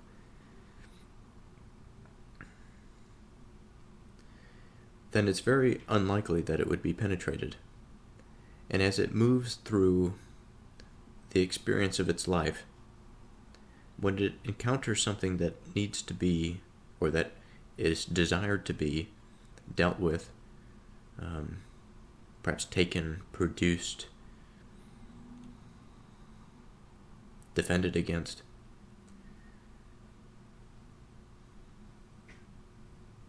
then the attacks, or that the gestures against that identity, that would wish or seek to change it, transform it, would be resisted. And it would be resisted in a way that that almost seems like an offensive. And what do I mean by that? If something, I think about football here. When I think about an opponent that is trying to move its way against this thing, this other team, and the defense is so strong that they're unable to gain any yards, they will exhaust all of their productive energies. And by that exhaustion, by that failure of advancement, it wouldn't take, I think, a particularly skilled offense to mount a productive attack against the opposing team. At the very least, there would be this sort of stalemate of independent identities that are bordering against one another.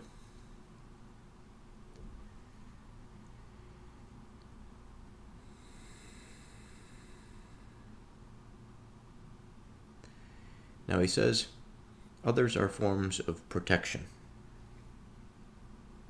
Now what is protection? I think of the word shielding.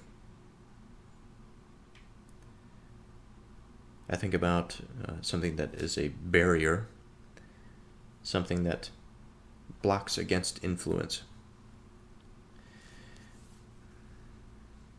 Now this idea of change is a tricky one, because I think about the Christian context here and how important transformation is to the defense of a good soul.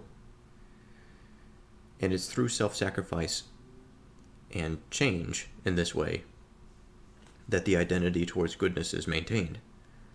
There's a bit of irony, I think, in that. Because we are giving up ourselves in order to maintain ourselves. And it's within this process, within the model, that causes this maintenance and sturdiness of identity, of agency.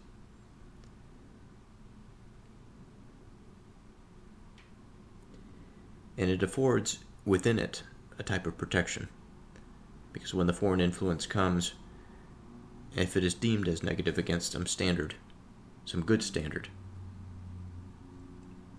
it is given up. And so therefore, the goodness of mind, the goodness of spirit is protected.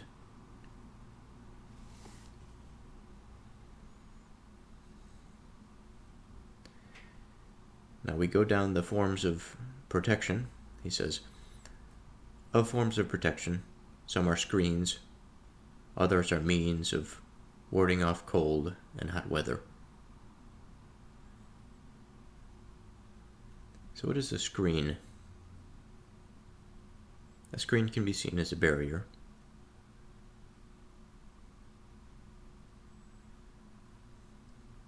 A barrier, again, in terms of keeping things out, which provides a type of protection, a degree of protection.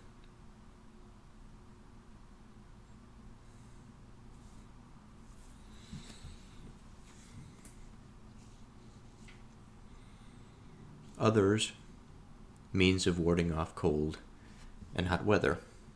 So still protective, of course, because we are under that umbrella. But cold and hot weather are particular to nature. It's more of a material safety, a material safeguard, than it is the type that I've been speaking about in terms of the spirit and in terms of the soul. Now there's, I think, more to be said about the difference between the two things that are mentioned here. The screen,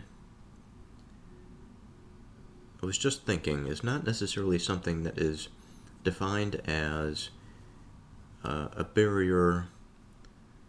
You wouldn't use a screen, for example, to protect yourself against the cold and the extremes of temperature, the warmth, the hot.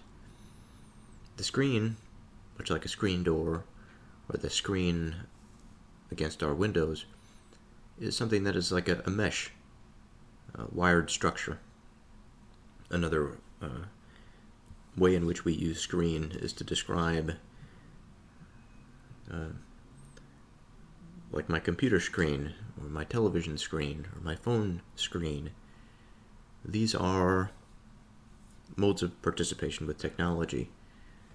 And again, in this situation, they are sort of delicate. They are seen as a way of interacting, of viewing, while still having some barrier. So 2 quick Google definitions of the word screen. A fixed or movable upright partition used to divide a room, give shelter from drafts, heat, or light, or to provide concealment or privacy. 2. A flat panel or area of an electronic device such as a television, computer, or phone on which images and data are displayed. So, similar to what I was saying, I think the main purpose here is that It doesn't prevent against the extremes of the material side of things. It's more about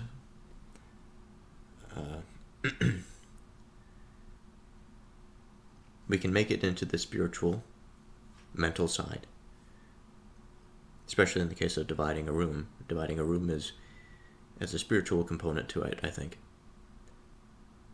such that we are dividing things in terms of purposes. Now,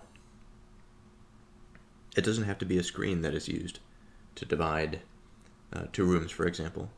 Most of us don't use screens to divide rooms. We use doors. Doors are much more solid, and it actually is a much more effective way at partitioning off rooms for particular purposes. But a screen, for example, could almost superficially partition a room, where the barrier is not as fixed as a door, but is more porous. Perhaps it can be seen through to a degree, but it is also something that separates to give an indication that there is difference. And now what has just come to mind is that I think it's going to be very important when we find difference and we find that which is, let's say, the relationship between the two. These are our two principles that we are considering, after all, as we enter into this. And by saying that the partition may identify difference, I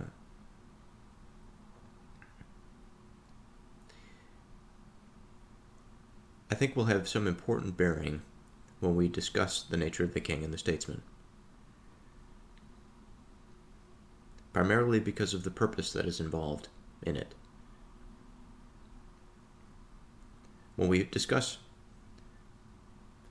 difference through its barrier, through non-being, through that which is not, we also must necessarily discuss the purpose of the thing. So by extension, thingness.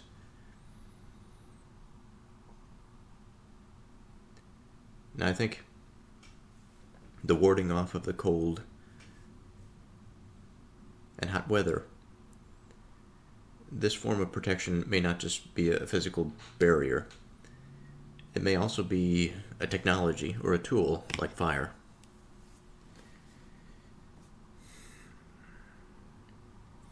And I think in this way, protecting against the material side of things,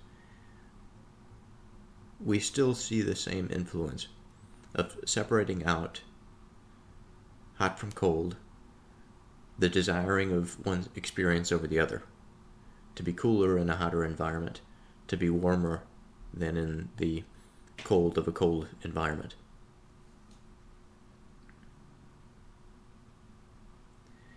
He continues and he says, of the latter type, so again, of the means of warding off cold and hot weather, these protectives, some are shelters, others are coverings. So there's a farther distinction here. This may sort of be something that has bled into our previous interpretation of the screens, but no matter. So some are shelters, and others are coverings. Now a shelter is that type of protection from what we would imagine is the environment, or some quite forcible influence into our private sphere. A covering is an aspect of concealment. I almost think about this in terms of how I thought about the charms.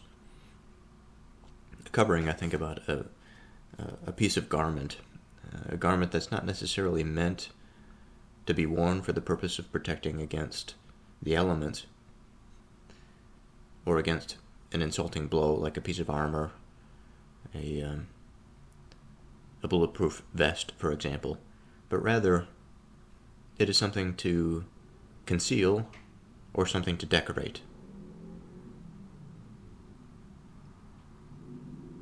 Now he says, of coverings, one sort consists of things spread under, a different sort of thing put round.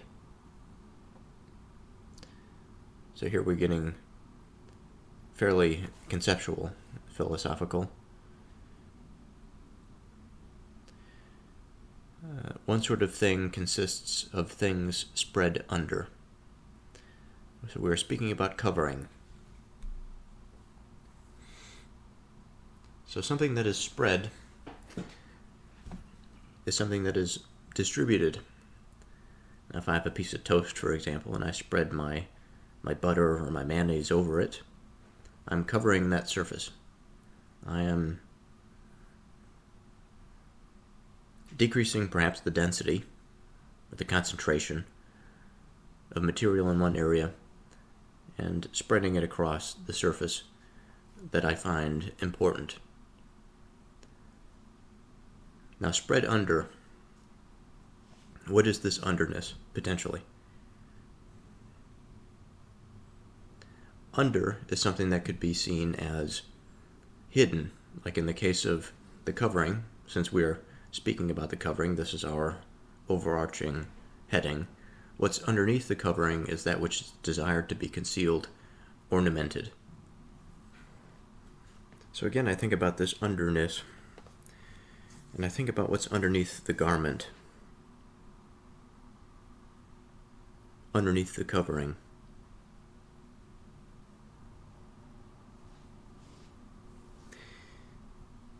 But I suppose in a way this wouldn't make sense, because what we're speaking about is the garment, or rather the covering. But we're also talking about protection.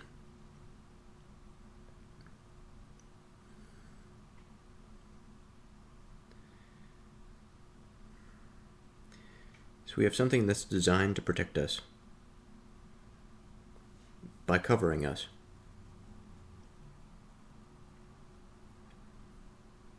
And we think about something that is spread underneath. I suppose when we think about what's this transition point between the barrier to view and perhaps the thing that provides purposeful protection, maybe what's spread under is something that is solid, something that firmly protects us against many insults, not just maybe material, but also spiritual. But it covers the whole of body and the whole of mind. He says a different sort of thing put round. When I think put round, I think of circumference.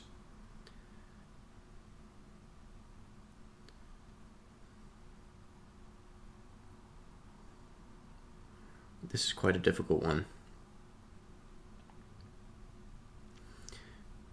When we think of circumference, I think of the whole of something.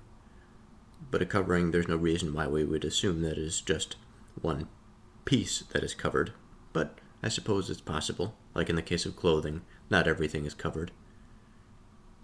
But in the case of something that is put round, we have more of a holistic sense of identifying that which is covered. So he says, of the things put round, some are cut out in one piece, while a different sort are compound.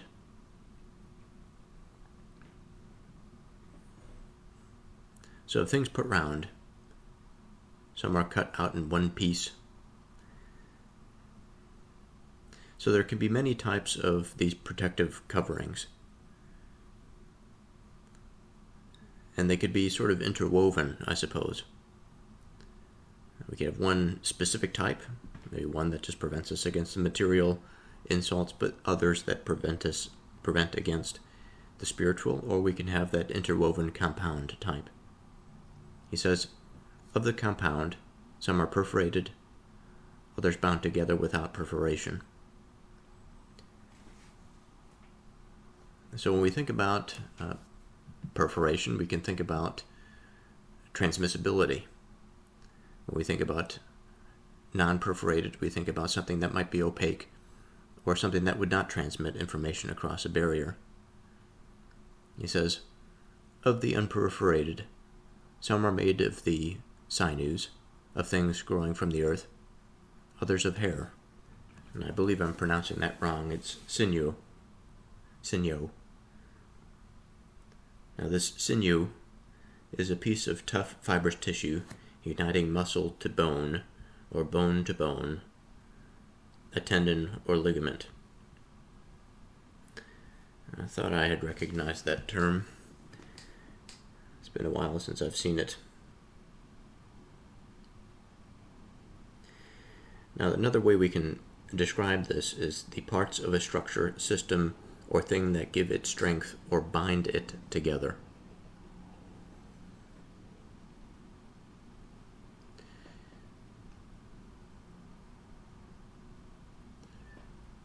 So of the unperforated, some are made of those things that give strength and bind, growing from the earth. Others of hair. Now hair is a curious thing to include here. On one hand, we could say that the hair grows from the earth. On the other hand, we can say that of hair, it grows on the human being. It is something that is innate to the human being, that provides a degree of covering and protection to a degree. Now, hair in Plato's Athens was used in binding or weaving material. So rope and cord could be made of twisted horsehair or human hair. Wigs, nets, or ornamented garlands, sometimes used hair strands. Hair mixed with earth or mud could form a primitive plaster or adhesive. Now the visitor says, of those made of hair, some are stuck together by means of water and earth, others are bound together with themselves. It is to these preventives and coverings manufactured from materials that are being bound together with themselves that we give the name clothes. As for the expertise that especially has charge of clothes, just as before we gave the name of statesmanship to the sort of expertise that especially had charge of the state, so too now shall we call this sort of the art of clothes making from the thing itself. So we have an appropriate analogy, some experience by which we can somewhat relate the expertise of clothes or clothes making to that of statesmanship and the one who manages a state.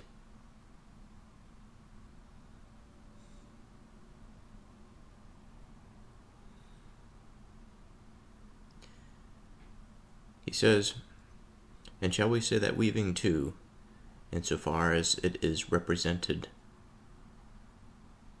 the largest part of the manufacture of clothes, does not differ at all, except in name, from this art of clothes making, just as in that other case we said that the art of kingship did not differ from that of statesmanship.